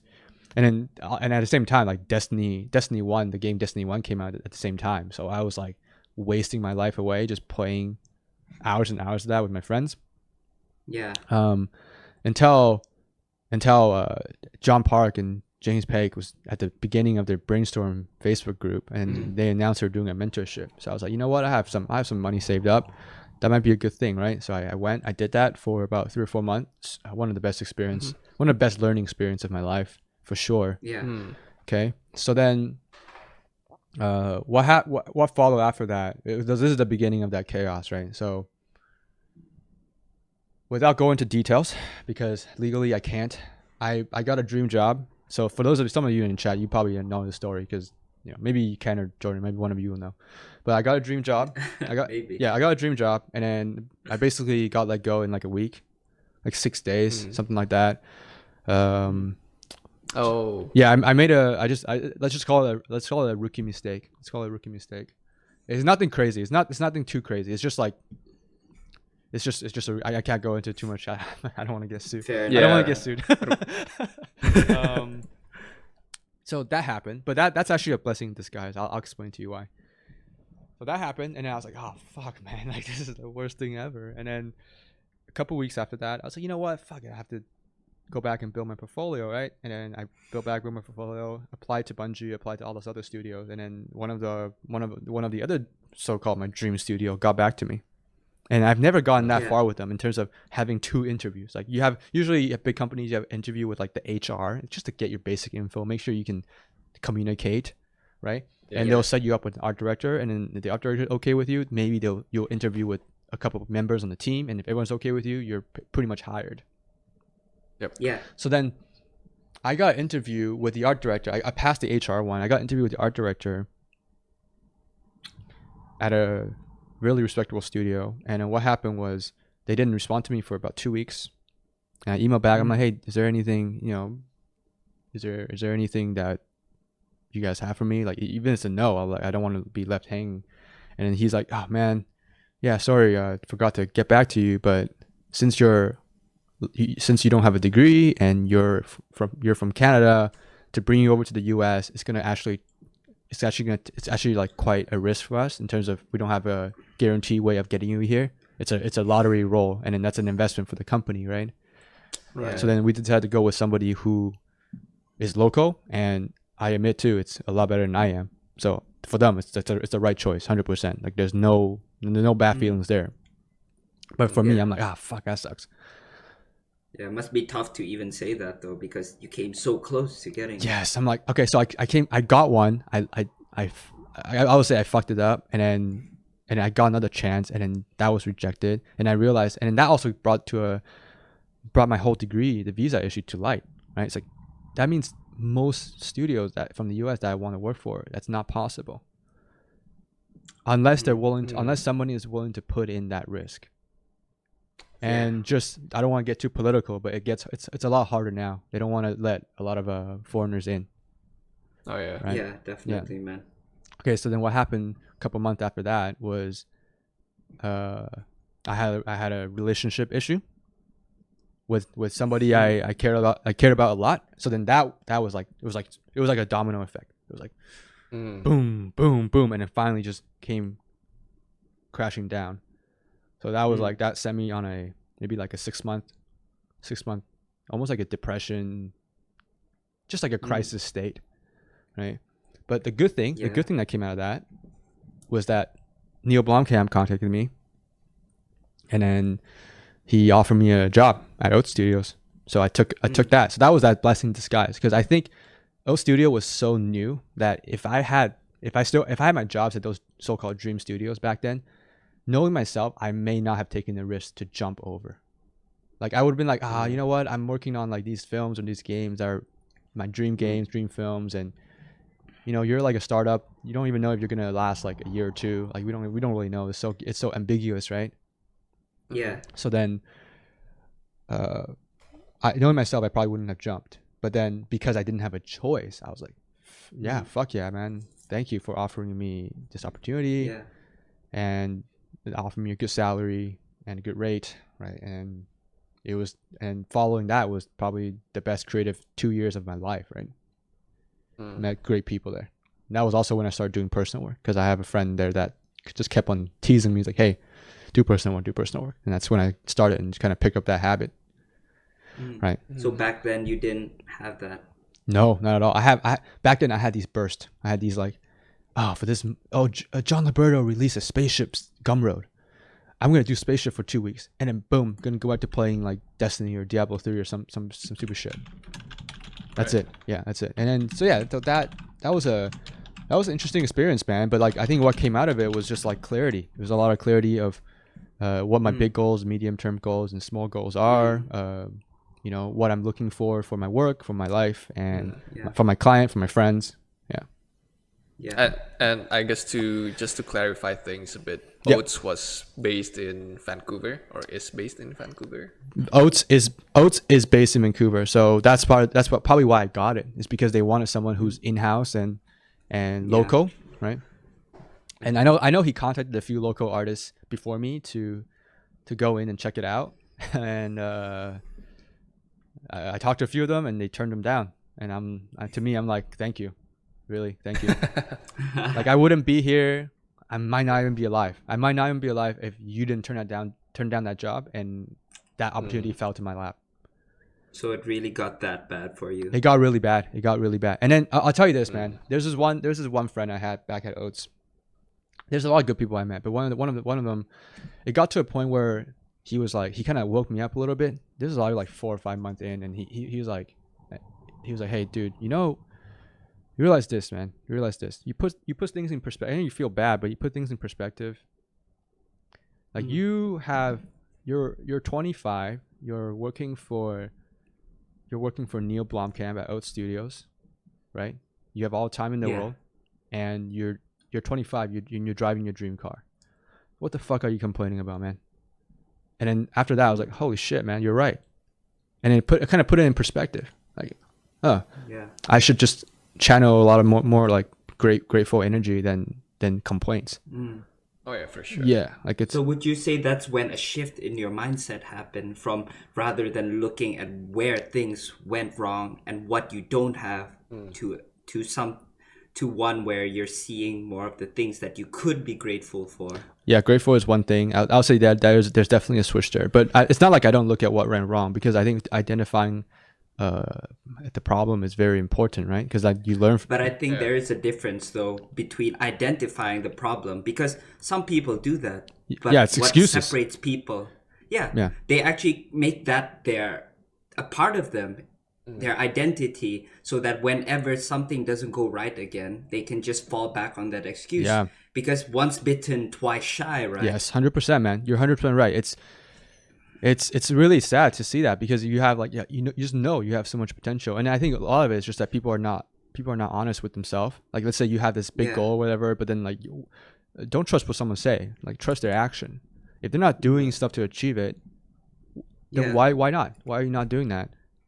Yeah, right? It's the old adage of action speaking louder than words. 100%, 100%. It's even that shift in mindset. If you have a shift in mindset, great. But if you don't put it into action, then whatever. Yeah, whatever. Oh, definitely. It reminds me of one quote that I heard, which is, "We rise not to the level of our hopes, but the level of our practice." And some people, I think you can call them passionate. They're brimming with energy whenever they talk to you about their goals and dreams. But when push comes to shove, man, they really don't do much. No. And no, 100. This, I think, is what separates those that become successful. It's not that the successful people have never encountered failure or any setbacks. Oh, they've encountered crises. more. That's why they're successful. Exactly. Yeah. And that also reminds me of another saying: the master has failed more times than the amateur has even attempted. Oh yeah.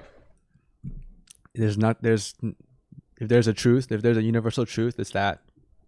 Yeah. It's you got to keep on trying. Really, you got to keep on trying. And that's only if that's what you want. Like, here's the thing, man. Here's the thing. No one is going to judge you or shame you if you just be honest and say, hey, maybe I don't want to have this. I don't have all these big goals. I don't want to achieve. That's fine.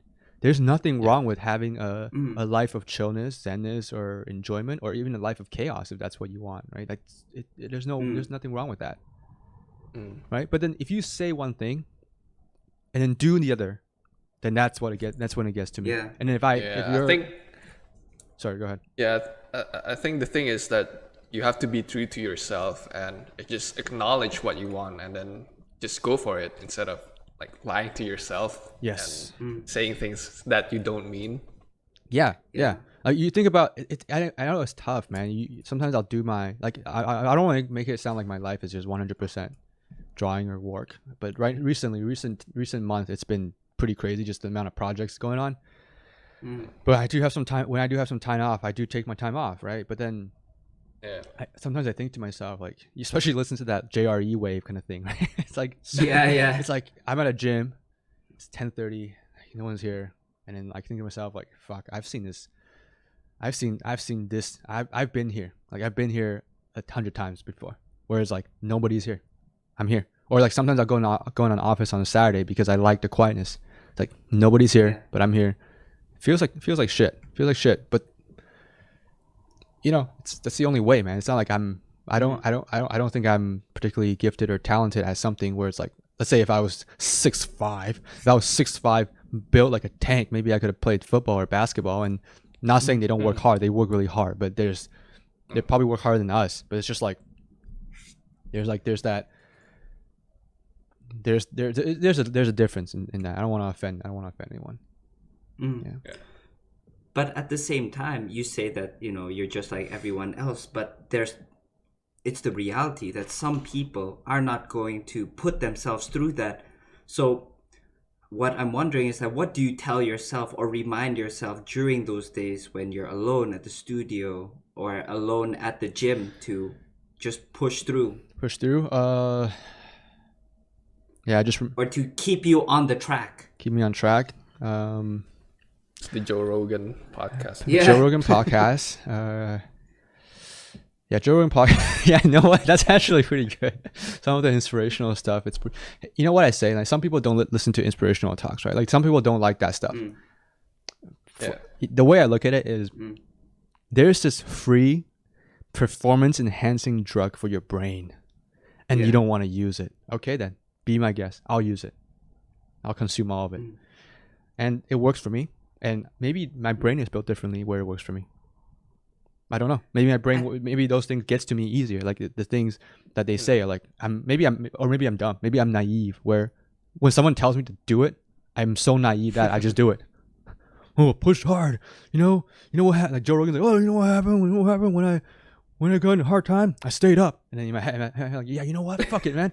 You know what? One more push up. Come on, one more pull up. Yeah. Like maybe I'm just that dumb. I don't know. Fuck. Who knows? No, I do think it works. And at one point, I actually had like an on and off kind of thing with inspirational videos where they kind of yell at you with inspirational quotes and all that kind of stuff. Yeah. And at one point, why I stepped away from it was that my thought was, this is too idealistic because there's going to be moments where things don't go right, and it's just that these people somehow have all the right cards and things falling in the right place. So I told myself, you know what, it's not for me. Things never go right when I do it. But I felt like that was not the problem of the motivation. It's more about what I was using that motivation for. Oh, yeah. The energy and time that I was investing was not very efficient. Sure, I was putting in the work, but it was not effective work. So it's going back to what you were saying, Steve, with setting all of these different goals. I had a big goal, but I had no idea how to get there. And you could say I was just hyped up and pumped up, but I was just running around in circles. Yeah. But the conclusion I came to was saying, these motivational videos don't work because I'm not getting to the goals that I want to be, even though you're telling me to do all of this. So I think the difference, why you seem to be, you can say, naive and you follow it, is because you're able to direct all of that motivational energy and actually push you towards the direction you want to go because you know where you need to go and how to get there. Yeah, well, I think so. I think I know how to get there. I don't know. I think I do. Like I have this. As far as I'm concerned, dude, I think you have a much better idea than a lot of the people I meet, and the results speak for itself. Yeah, I think so. I mean, okay. Realize this, okay? Your big goals, like any big goals you have, even midterm goals you have, realize this, okay? For most people, that will never happen. Like you'll never get there. Like get as close to Jaime Jones as possible. Like what the fuck? Like how is that? That's not that. It might not happen. And so then realize that. First of all, realize it's not gonna happen. But then you can go two ways. I can be like, oh well, why the fuck would I try? Yeah. Or you can enjoy trying. Right? And for me, like I enjoy trying. I enjoy I enjoy progression, right? I think there's a lot of it. Yeah, and in China, like okay, guys, I don't listen to motivational shit 24 hours. Like I don't go to sleep with Jordan Peterson yelling in my ears. Okay, I don't do that. And there's also certain times where I don't need it. Like I don't listen to a single one in an entire month because I feel good. I don't need extra motivation. I don't need someone to tell me to be a man. I guess in the end it's all about identifying yourself, what you need and being what honest, your condition really. is. Exactly. Yeah, be honest, man. Just be really honest. If you just like art, right? Just like brushstrokes, you simplify it. Just simplify everything, man. Simplify everything and get rid of the what ifs if possible. Like if you because there's gonna be what if and that's never gonna go away. So if you let that kind of stop you, even, right? It's very damaging. It's very damaging. Definitely, man. Okay. Well, let's not end on a heavy note in this way. Okay. So, how should we end? So let's transition this from, if your big goal is not to be as close to Jaime Jones as possible, but to be as close to Steve Wang as possible. Lucky for you, he has an upcoming Learn Squared course. Smooth, man. Real smooth. Thanks, dude. Yeah. So do you want to talk a little bit about what you're going to be doing or when it will be? Yes. Yeah. So what's the name of the course? Things like that. Sure. I talk about it a little bit. By the way, is there any questions? So far, it's just been a lot of really kind words and comments, man. And just people agreeing to that. As in, there's a lot of shit talking. Okay, I get it. Guys, I get it. It's okay. Like this guy's this fuck. But a lot of people have been resonating, I think, with what you've been saying and offering up words of support, man. Hey, thanks. I mean, yeah, we'll just try to support each other and then get shit done. And Karda's also saying, do you want to read it out, Ken? What? Karda just typed something in the chat. Yeah, sorry. Oh, he asked, will today be the day you tell the world we're bros, Steve? Oh. So, Karda, get to work, man. Get to work. Yeah, whatever it is you want, get to work. We were planning to have a section where we kind of like trash talk you a little bit, but I think we don't have to. Wait, isn't that what we've been doing for the past 2 hours? I thought I was doing that. Yeah, everything was just like personally attacking. Yeah, I was Karda. just explaining everything what he's not doing. That's all. Oh shit! Oh god. Sorry, Karda. That cuts deep, man. I'm just kidding, man. I'm just kidding, dude. Yeah. God, We're just joking, man. Karda. We love you. Yeah. Ken loves you. I'm okay. We're friends. We're friends. I think Ort's more is Lucas. Hey, Lucas. What's going on, man? Bro. What's up, dude? Yeah, and there's a couple of people from my work as well. And Marco also says, this isn't Comedy Central roast of Steve Wang. Change his channel. Yeah, thanks for tuning in. That's going to be on the highlight reel, dude. You're gonna have a highlight reel? That's awesome. Yeah. And Rowena also says, thanks for his talk, Steve. This was really motivating. Rowena? TCK's Rowena. Who's Rowena? Rowena, not Rowena Wang. Oh, not that one. Someone else. One of my coworkers, actually. Okay, cool. Yeah, I appreciate the comment. Yeah. I'm glad you enjoyed it. Yeah, and another comment also reads, awesome stuff, guys. Cool. And that was from Thomas, one of my coworkers too. Yeah. Yeah, Cool, so, all right, on to the class. I think people are itching to know about it. Okay, so I don't think... I'm not sure how much they allow me to talk about it just yet, but whatever, man. I don't think there was an NDA, so I'll say this.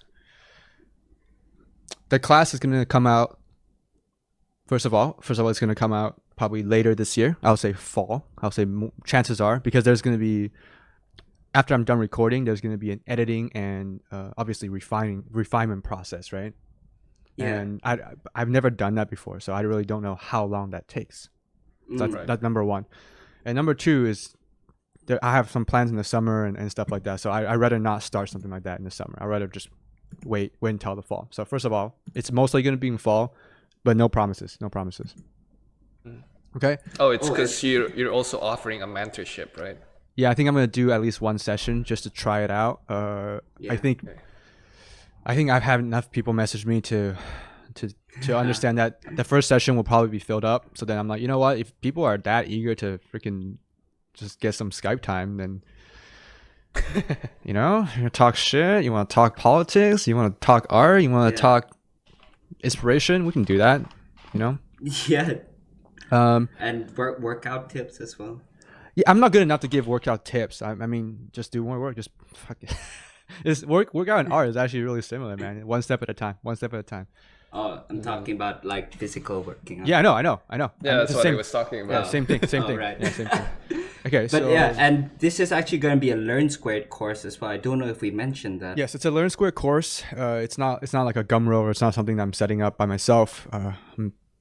They seem to have a really good system set up, and I'm actually quite happy that I have the opportunity to do it with LearnSquare because they're really reputable. Definitely. So what are some of the things that you hope that you are going to focus on, and what do you think is important that you want to impart to people from this course? Okay. So like, what can they expect, I guess? Yes. So first of all, I think I'll start from the title. The working title of this course, and it might change, but right now it's called Hacking Concept Art. So it's like a clickbait. It's like a clickbait title, right?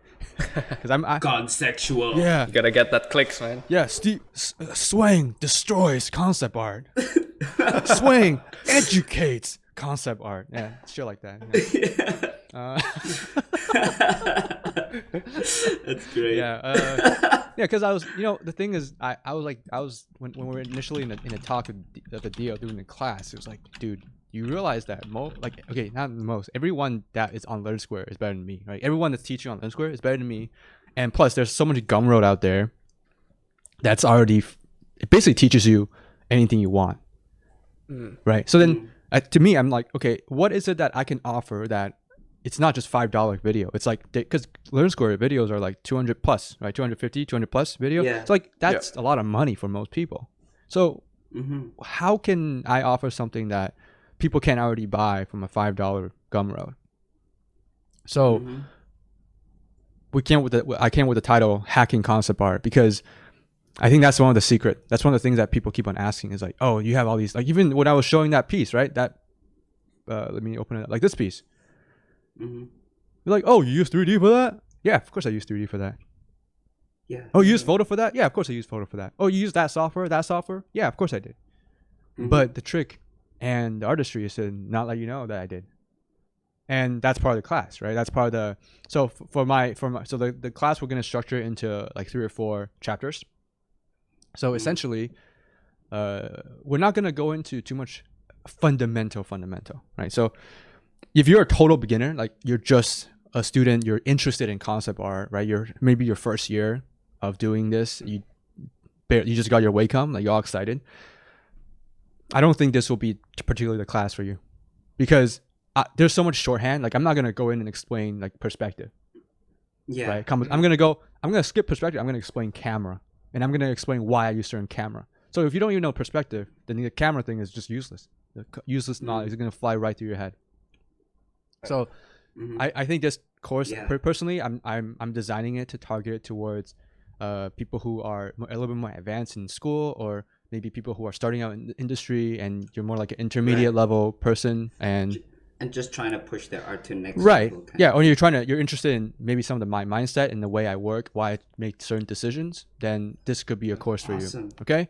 Yeah, so you're gonna go into that as well, not just like the technical side of things, but also the mental side of things, I suppose, or how you approach things. So the way I've been recording some of the videos, obviously because of it's a class, I can't talk about certain things, and I can't say just things like fuck. I can't say that. And if you're my close friends, if you're Lucas or Carta, you know that I say that shit a lot.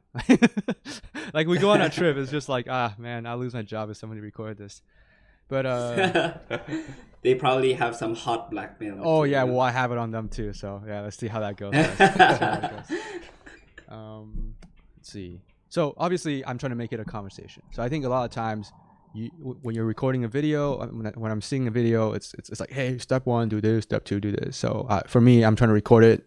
There's explanation, but then there's also like just have like this. We're having a conversation, and I'm telling you why I did it. It's not how I did it. How I did it is very simple. I don't need to teach you how to model a ball and a ring. It's so simple. But I'm telling you why I choose that lighting and why I choose that color. Like that's more of what I'm going into. And obviously it's a progression too. It's not going to be what do you call it? Like, oh, we were just doing this image right in the beginning. So let me see if I can open up something and show you guys a little bit a quick example of what could come. Okay, so I can't show any images on the class just now, but if you've been following my Instagram, then I've been showing some. Is it nice those plug-in? Yeah. I've been showing some. Is it those plus size plus size men that you've been putting on your Those fat architecture. those fat man. Yeah, those fat man. You can't say that now, man. Fat. Okay. Yeah, plus size. Those plus size models that are dancing around. That's one of the thing I've been working on, and it's just for fun. Like that was complete bonus. Like that was not in the schedule. Like we laid out a guideline, and I'm like, okay, these are the videos I'm gonna have to record. And then, yeah, 2 nights ago, I'm like, this guy is hilarious. I'm gonna do a painting and just record it and talk over it. So for those of you who buy the class, hey, you're getting good extra video. I might just buy the class just for that segment alone. Yeah. Drop the money, man. Yeah, help me. Okay. If you buy the class, you're helping me achieve my long-term goal. So, if you do, and any of you listening end up buying the class, man, thank you from the bottom of my heart. Okay. Well, you heard it from the man himself. Yeah, I'm peer pressuring you guys into buying my class. Yeah. Okay, so in the beginning, we'll start with something like this. Awesome, right? dude. So I'm going to go into a lot of the theory behind it, like, okay, reference gathering, what type of references to use, and, value, like those are all, and then 3D software, right? And my tips and tricks, those are all things that will be covered 100%. Yeah. But then in terms of the progression in pieces and art, I'm going to be focusing on environment and keyframe, right? It's not going to be a character design or prop design, whatever. It's environment, keyframe, composition, lighting. Okay. So for the first lesson, what you can probably expect is a bunch of videos, and then we're going to end up with, let's say, 20 to 30 of these kind of small thumbnails, right? Yeah. Okay. So then once we get that, I'm going to teach you guys how to achieve. Wait, hold on. I don't think I'm seeing the image that you're showing. Oh, shit. You know what? I'm sorry, because I set OBS to just showing Photoshop, so I'll have to drag it in. Sorry, guys. Oh, shoot. Yeah, sorry, guys. My bad. There you go. So you're seeing this, right? Yes. Yep. Okay. Okay. I thought you were just talking about the same image. Yeah, I'm sorry, guys. Fuck. Just a noob at streaming. But yeah, so you're starting out with something like this, black and white. It's just brushes, and I'll give you guys. So you see on my left side on my Photoshop. Oh shit! In Photoshop, if you set it to screen, you don't even see my brush panel. That's unfortunate. No. Anyways, I've created like a brush pack. It's called graphic brush pack, and that would just be like 5 brushes that are really good for this style that I'm going for. Like even something like this, right? Yeah. Maybe I could go over this a little bit. So class 1, lesson 1, you do something like this, and then what we're gonna do is use fundamental to bring pieces like this to a presentable level without 3D and photograph. Okay, that's the number one thing we're gonna do, because I don't believe 3D and photograph will help anyone if your fundamental sucks. Right? It just doesn't work that way for the most part. Yeah. Maybe I can show a little bit. Let me see. Let me open the file. Hold on a second. Okay, so I open up this painting right here. I'll zoom out. So I don't want to show too much detail, but this is a painting I did on the course. Yeah, just no 3D. Just taking a composition I did, and then just going at it. Right, just going at it. Fantastic. Okay, so then that's awesome, dude. And then the next step is, okay, well now how do we incorporate some 3D?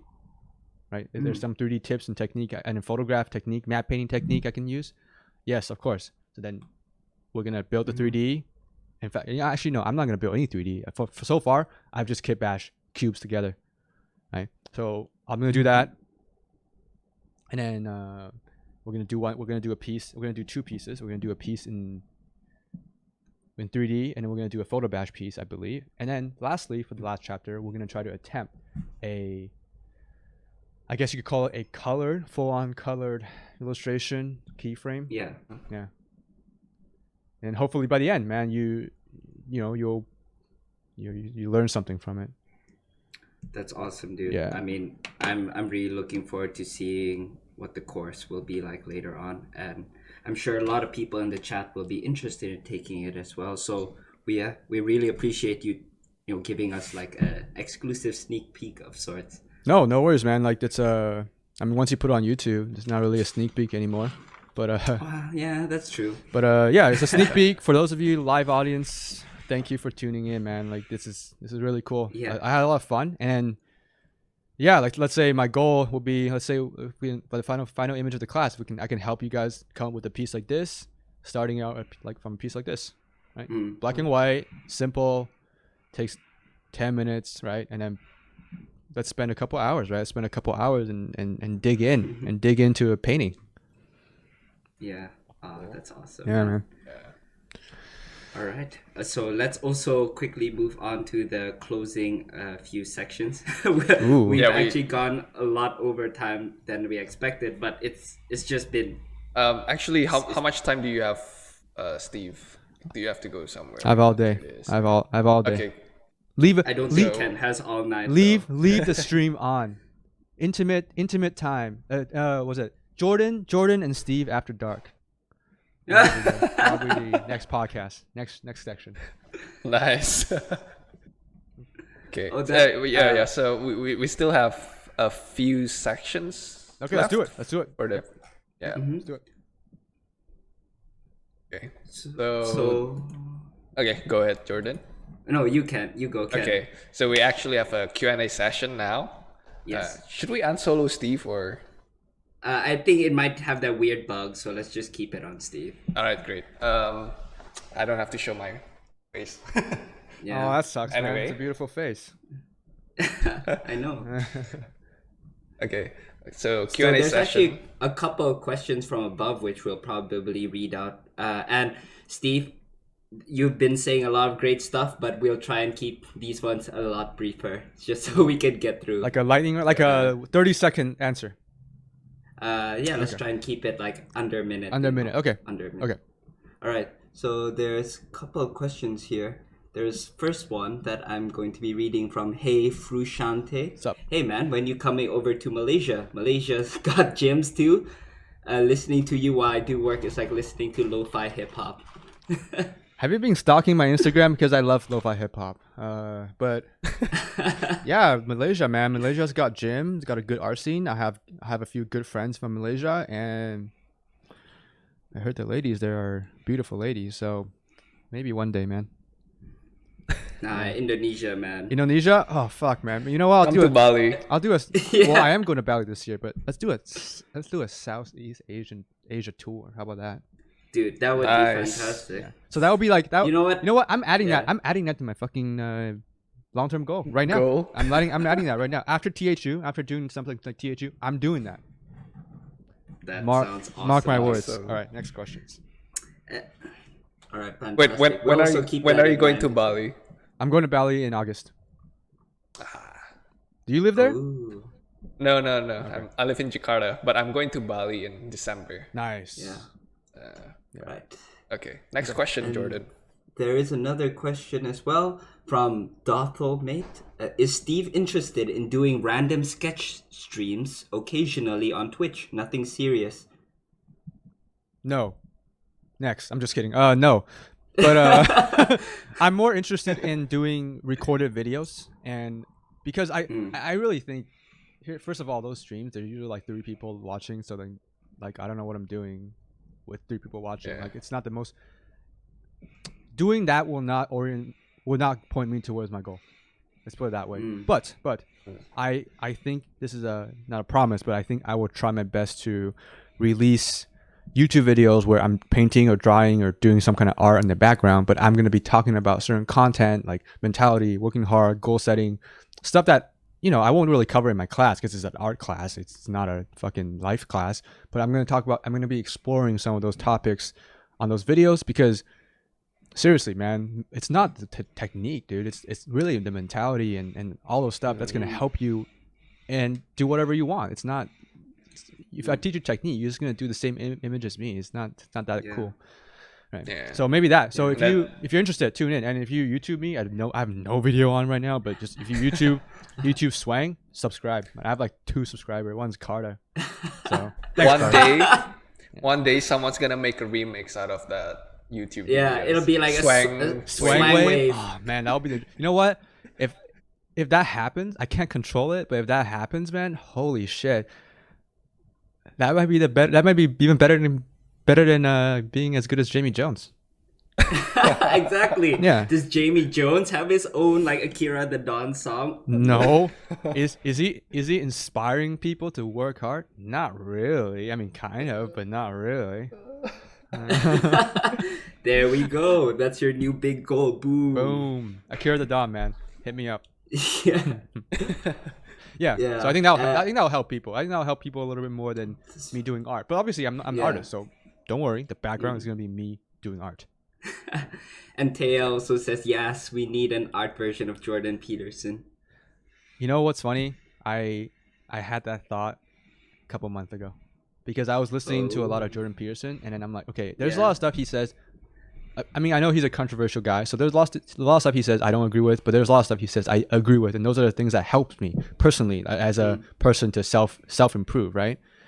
So then I'm like, damn, like there's a lot of people who wouldn't even know who he is. I don't know how you wouldn't know who he is by now, but there's a lot of people who wouldn't like him, listen to him. But then maybe they're into art. Maybe they like to watch someone draw and paint. But what if I can convey my version of that message? Right? That's what I'm done. Yeah, I think that is really what we need, because let's face it, I think artists have a certain stereotype or even a personality that leans towards perhaps not towards these more academic kind of stuff. It might be a little bit too dry for them. Yeah. And if you can somehow package it or repackage it and also realign that according to the specific needs of art, yes, I think that would be something a lot of people need. Because even from my experience of talking with a lot of people, there's a lot of people out there that are in a way that need guidance, man. They need guidance. That really don't know what to do. Yes, and that guidance is not art, dude. It's not art. It's mind. It's the mind guidance, not art guidance. So, I mean, I'll obviously another thing I'm thinking of doing is let's say record a painting. I mean, the answer is going super long, but I'm gonna record a painting, and then maybe I'll do a voiceover of the painting that is explaining my art process, and maybe I'll put that on Gumroad or something for like $5. So if you like what you see, support me, help me reach my goal. Obviously, that'll be awesome, right? But then, if the art stuff, like I said, I'll say it right now, the art stuff is not that important when you take my class or the Gumroad. It's not that important. Yeah. But if you just want like the mindset stuff or some quick chat, yeah, man, just put it on YouTube for free, no problem. Yeah. Yep. Okay. Yeah. Oh, that's fantastic to hear, man. If you do end up doing something like that, you consider yourself having a new subscriber from me. Hey, thanks, man. That's 3. I've already subscribed. Yeah, you have boy. 9. Oh, Ken, You I have 9 now? Oh, wow. Woo! Oh, Dude, man. guys. You should do a 10... One more sub till you can do a 10 sub special. I'm going to do a 10 sub special. I'm going to take off my shirt. I'm just kidding. I'm not gonna do that. I'm going to do it. Don't miss it, guys. 10 fucking 10 subs, man. Guys, this is not good, man. The fame is getting to my head. Oh, fuck. I know. Oh, man. Fuck, Look at that head. I'm It's so like famous. covering the whole webcam. You're at 12 now. I'm at 12. All right. Oh, and to move on to the next question as well. This one's a quick one. Blender or 3D code? Oh, shoot. The shades are on. Oh. Hey guys, it's I know it's raining in Vancouver, and it's really gray, and it's the early morning, so it's quite dark. But you know why I'm wearing shades indoor? Why is that? Because my future is too bright. Oh. Damn. I stole that joke from a comedy podcast, Chris D'Elia's comedy podcast. Shout out to Chris D'Elia. Blender. You could have gotten away with that too. Yeah. No, I don't want to steal his joke on stream. I say that all the time though, and like my real life friends. Okay, Blender 3D code. Well, I don't use any of them. But I will say this, man. It seems like Blender is more technical. So this is I've done some research on both of those, and Blender is more technical. Blender is free. That's the biggest thing. Blender is free, right? Personally, I use Modo. I use Modo in Fusion 360. Like a fucking douchebag. Modo and Fusion 360 is my choice. And from what I've seen from those Naughty Dog guys' tutorials, it seems like 3D code is like an easier or a simplified version of ZBrush, where you're allowed to do a lot of sculpting and a lot of freeform, modeling. So if it were up to me, if you're more into environment work, I would say or prop work, I would say go for 3D coat.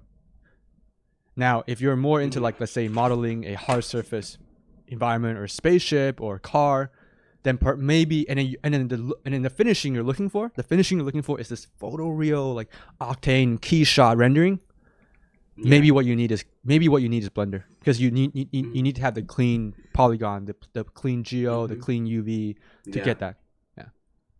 But if your final goal is like mine, where it looks like a painting, then you really use whatever you want. Doesn't matter. Yeah. Right. Awesome. All right, we're gonna move on to the next question. There's a comment by Carla, I think. He said, "That's zoo far, man." We gotta stop giving Kara attention. Okay, we skip it. All right, and just this is also one more section that we usually do at the end of each of our podcasts. Yeah. But this will be the second final segment, so let's try and get through this quite quickly as well. Okay, let's do it. So we're going to be moving on to the artwork of the week session, the part of the podcast where we show artwork that have inspired or left an impression on us. So we're having Steve show his artwork of the week. Yeah, and you guys said this doesn't have to be my own, right? This is like something that inspired me quite a bit. Yeah. Yeah. Okay. Let me pull it. No, it can't be your own artwork or Jaime Jones. Yeah, I'm so inspired by my own work. I print my own work and look at it every day, all day. I click like on my own work just to boost up the number. I'm always the first one to click like on my own work, man. in fact, I click like and then dislike and then dislike like 10 times just to make sure, like, you know, the feed, my phone is buzzing. I think you're the type of guy that's gonna type first in the comment section of your own artwork, dude, or YouTube's videos. I'm very disappointed that you think that of me, but okay, I'll take it. But it's true, right? True. Yeah. Okay, let's strike some of them in, okay? Okay. Where's the other one? Oh, I've seen this one around. Yeah, man. Mark. I'm gonna mispronounce the last name, but Boges. How do you pronounce his last word? Boges. Last name. Zuckerberg. Mark Zuckerberg's artwork, dude. Woo. Damn, he's It's all AI made. Yeah, he's talented. Yeah. He's really talented. Let's take that one, and then. Oh man, there's I have a folder of all these images I've collected over the past few weeks. I'm just like, which one do I want to bring attention to? Not like they need it. They're fucking masterpieces. Let's just go for two at the most, so that we don't. Okay, sure. I'll just drag another one in. Just one more. Just one more, and that's it. Yeah, that's it. It's funny. It's funny that once you say no, Jaime Jones, I was like, my brain just fucking stops. Like, no, you know what? Put in a Jaime Jones. Just whatever inspired you for this week, man. Yeah. Okay. That was a joke. I'll put in a film shot. Sure. Okay. Yeah. And what we would want to actually hear is just a few quick sentences on why you really like it, just so we can have an idea of how your mind works when you're looking for inspiration. Yes. Okay. So, sorry, found this image online. Don't. Oh, and zoom in as well. Yep. Because some people can't see it. Okay. Excuse me. So, excuse me, I can't credit this photographer or this film. I really don't know where it's from. I found it online, right? So let's get that out of the way. Mm-hmm. Okay. So what I like about film and screenshots or photography like this, my inspiration is not just from Jaime Jones. I mean, you might believe that I always look at his work, but I look at a lot of stuff. I look at a lot of art. I try to find similarity between artists. And so one of the questions I'll ask when I see something like this is like, okay, I like this shot. Why do I like it? What would I do with it? And then what would Jaime Jones do with it? How would he paint this if this was a painting? Right? How would he do this? I'm serious. And then, yeah, like I think there's a lot of things going right. Is it a perfect shot? I don't know. I'm not the one to judge that, right? But then I just like what's going on. There's a lot of storytelling. There's even in the concept art sense, you have your middle ground, foreground, middle ground, background. You have your scale. You have your birds for scale, human for scale. You have storytelling. They're obviously doing some kind of fishing. You can see this lobster cage right here in the center, and then background, and then in the background you have these mega structure. It looks like a bridge that's half being built, or maybe it's a bridge, but I mean, it could also just be anything, like a sci-fi structure, oil rig, whatever, right? And this is clearly like I'm thinking, oh, this color scheme is awesome. I mean, this is heavily edited. There's a lot of, you'll never see this kind of darkness in real life. But then the thing is, the way he edited it, it captures that early morning, fishermen working hard, going out trying to catch fish, and there's these like industrial shit in the background. So that's that. Okay, let's go to the second, this artwork. This one will be a lot more simpler, man. This one is just. Well, first of all, the question you asked is there anything not to like about it? No. Right? But then sometimes when I see a painting like this, I'm like, okay, well, what's so good about the composition? Well, turn it to special, black and white. Right? And then I analyze it, right? Okay, there's a good balance, there's a good flow. Like the river has a great flow. And the thing is, train your eye to not think about it as a river. Train your eye to think about it as a shape. Just like when I was painting over my stupid fucking portrait. Like, don't think about the hair as hair. Think about it as just a black shape. That's it. That's all it is. And then the river is just a arrow shape pointing into the composition, and you're contrasting that with the white of the snow. That's it. And so as long as you get that composition good, okay, now it's just down to value and color. Now rendering. That's the easy part. So the rendering, you can see how like the guy hit Mark. He brings that cool, the variety and the cool into that warm in the focal point super well, man. Holy cow. This is traditional too, so it's not even like he's playing around with like Photoshop settings. This is just ridiculous. Yeah, that's just what blows my mind about these people that do it traditionally. They're able to make these decisions without having the luxury of undoing it. Yes. Doing color balance and whatnot. Yep, and then they have to mix the color too. So it's not like they color pick. They mix the color. It's very purposeful, mindful, and meaningful. Yeah. Every stroke they put down. Yeah, they think about it a lot, and then a lot of times, like if you're thinking about a really finished piece, it's not like concept art where it's a 1 day or half a day thing. It's like, hey, we're gonna spend a week on a really large like gallery scale painting, which means that every day you're going back to paint. You have to mix the exact same color over and over again. Yeah, pretty ridiculous. Anyways, like these two are pretty cool. I don't know. I didn't really plan too much for it, but it's fine.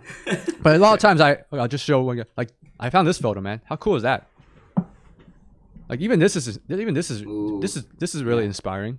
Like this is awesome. I don't even know where it's from, but it's awesome. So like I collect a lot of references like this over the week. It's the annual airplane catwalk fashion show. That's right. Bunch of nerds. Airplanes working in it. Yeah, and I love how I don't even know if it's real. Is it raining or is it just that glossy? But that is the glossiest floor I've ever seen in my life. Right? That's awesome. Yeah. Wow, awesome, dude. Cool. Well, okay. Thanks for sharing your inspirations. And it's really cool just to see you analyzing it as well. Yeah. Yeah. Because obviously every single artist looks for different things. So it helps me understand what makes a good artwork in your opinion as well. I think it's really interesting to hear different opinions about certain artworks. Yes. Yeah.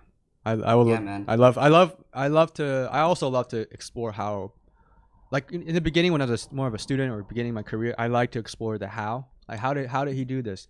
And recent years I've been more exploring the why. Why? I think it's a more interesting and broader question. Yeah, for sure. All right, what's the last section? And now we got that down. Right, speaking of questions, we have a quickfire question session. It's not from Carter, right? No, it's been handpicked by us. Ooh. Yeah. But so basically you have to answer it as quickly as possible without too much thinking. Okay. Just answer what you think. Okay. So this is the shit that's gonna get me in trouble. Yes. Yeah. Okay. All right, Jordan, you can start. All right. So, first question: what's your favorite color? Black. Okay. Second question: favorite music genre? It changes, but recently JRE wave, lo-fi hip hop. Awesome, dude. Yeah. Third question: favorite country you visited? Japan, hands down. No questions asked. Japan. Okay. Yeah. And then, what is a dish you can't live without? Food is a means to an end, so it doesn't really matter for me. Oh, what? What? You're not a foodie? Okay. Yeah, dude. We can't be friends. Well, who said we were friends to begin with? No, I'm not a foodie person. Like when I go traveling or outside, I do go out all out. But you're talking about every day because you're saying can't live without. It's like everyday thing. Hey man, I eat a salad every day. Okay. I guess I don't know. One of my favorite food is steak. So let's just say steak. All right, cool. Yeah. Next one. Next question. If you weren't an artist, what would you be? Holy shit! You guys went from like joking to like fucking like meaning crisis right away, huh? Oh, trust me, this is just the beginning of the ride. Okay. Of course. I think I would be a businessman, like a entrepreneur, like I would be a numbers guy. Okay. And then next question: pancake or waffles? Now we're jumping back to this shit. Waffles.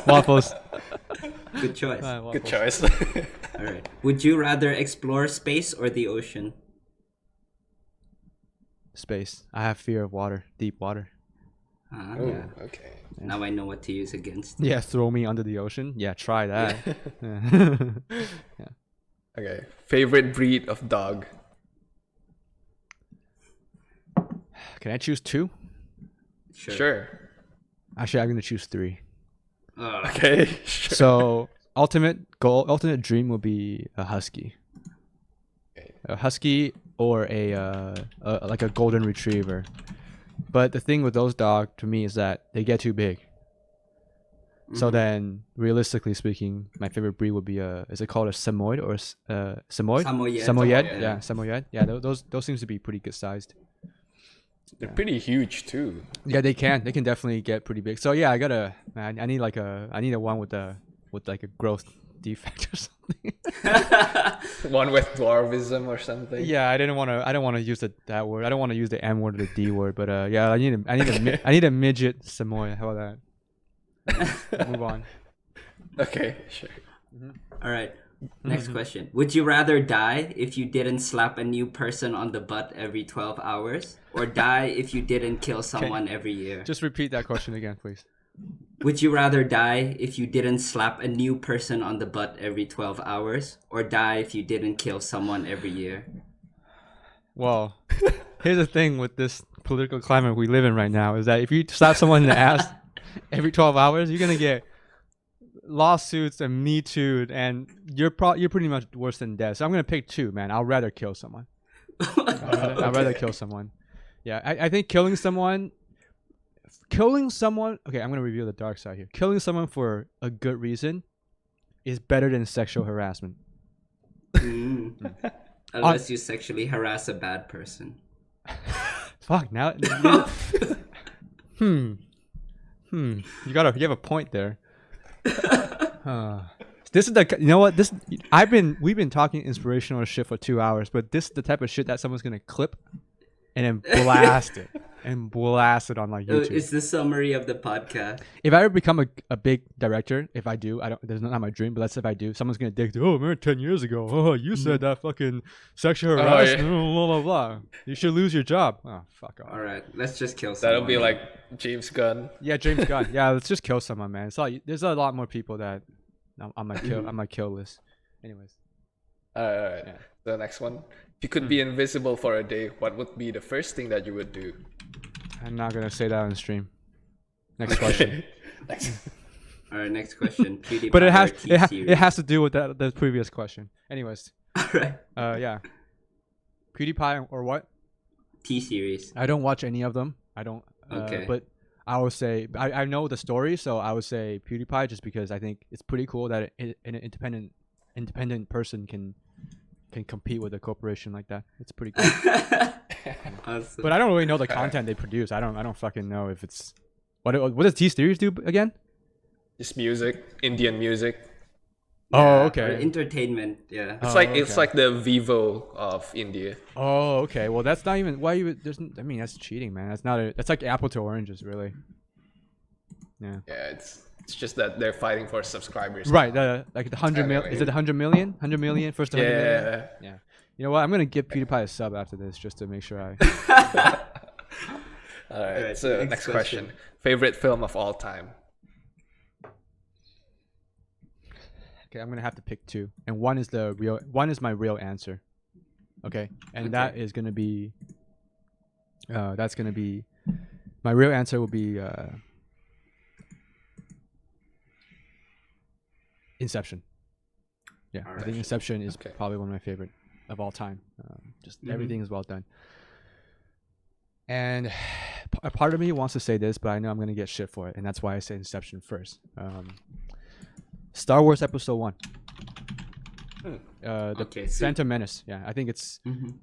I know whenever I talk to people about this, especially people who are older than me, they always like, "What the fuck are you doing? What are you talking about?" But hey, man, you gotta think. When I was a kid, I'm younger than those guys I talked to, right? So when I was a kid, I grew up with that. That was my first Star Wars film. Coolest shit ever. I didn't care about story or pacing or whatever. Pod racing, what the fuck, man? That's awesome. Darth Maul, like Darth Maul, with the music from John Williams, like that thing drove fear into my life. And it's awesome. Yeah, I love that film. Watched it probably 30 times. You're just giving us weapons to use against you. I'll just throw you in a sub in the deepest ocean with the Darth Maul music. Yeah, with Darth Maul music. Dude. Yeah. You just made it onto my kill list, Jordan. As long as I'm on the top of it. Yeah, you're on top of it. Don't worry. Okay. All right. Next question. Yeah. Still have Favorite just car a bit brand. more. Okay. Yeah. No problem. Yeah. I don't have a plan today. Finish my Favorite quiz. car brand. Audi. Which happens to be the car I drive. Cool. Nice. Yeah. Okay. Artist you'd love to study under, alive or dead? No I Jamie know the Jones. answer. Oh my god, how dare you do that to me? How dare you block what was gonna come out of my mouth? Other than Jamie Jones. Okay, so it's artist, my favorite artist basically, right? Other than Jamie Jones. Sure. Okay, I don't know, I can't pronounce his name, but I'll show you guys the artwork. You guys know this guy? He's active on ArtStation. He did all those artwork for Dishonor and Destiny. Oh, Piotr Jablonski. There we go. That guy, man. Holy cow, he is good. Yeah. Oh, and Alberto Miogo. I think he's one of the best out there. Sure. See, there's other artists other than Jamie Jones. Yeah, but hey, fuck you, man. I know. Like I said, I think Jamie Jones and Alberto Miogo, like they're both masters of their own craft, but then because their style is so different, I'd rather just focus on one for now. Yeah, fair enough. Yeah. All right, next question. Would you rather have an unlimited international first class ticket or never have to pay for food at restaurants? I'll never pay for food at restaurants. Okay. Yeah. Good question. Good answer. Yeah, but they're both pretty nice, huh? Like, Hmm. yeah, it's both pretty nice, I guess. Yeah. Okay. Next question. What are you working on at your current studio? Gears of War. So Oh, what? I didn't expect that answer. why? Oh, I thought you would just say, oh, it's NDA.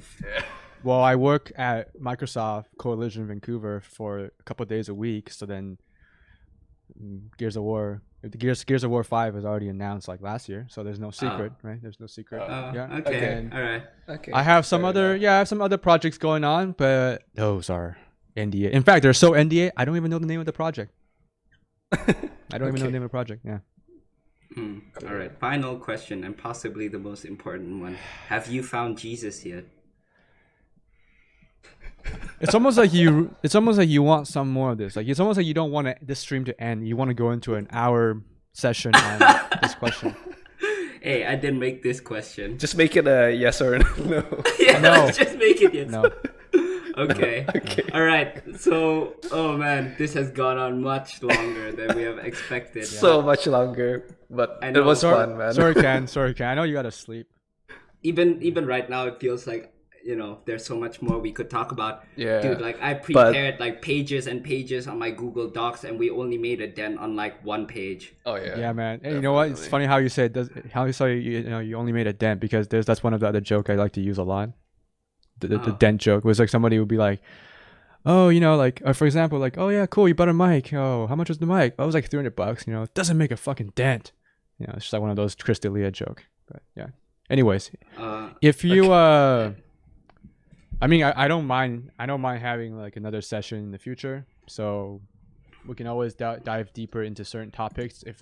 Like if anyone's Let's listening do to it. this, if anyone's listening to this and you want to, like, there's more questions, or you can you might email Jordan or Ken or email myself, right? And then maybe we can pull together some of the questions and then just dive into certain topics in a future stream. So then Ken can actually go to sleep and doesn't get killed by his wife. Yeah, my wife's waiting, man. Your wife's waiting, huh? You're that type of feel husband, it. man. You don't fucking fall asleep before I come home. Fucking fall asleep before I come home. Fuck. No. You're making me look bad.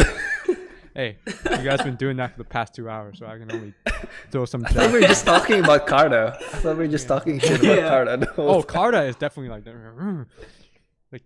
to his fucking maids and servants. You guys don't fucking eat until I come home. You don't fucking eat until you clean my room.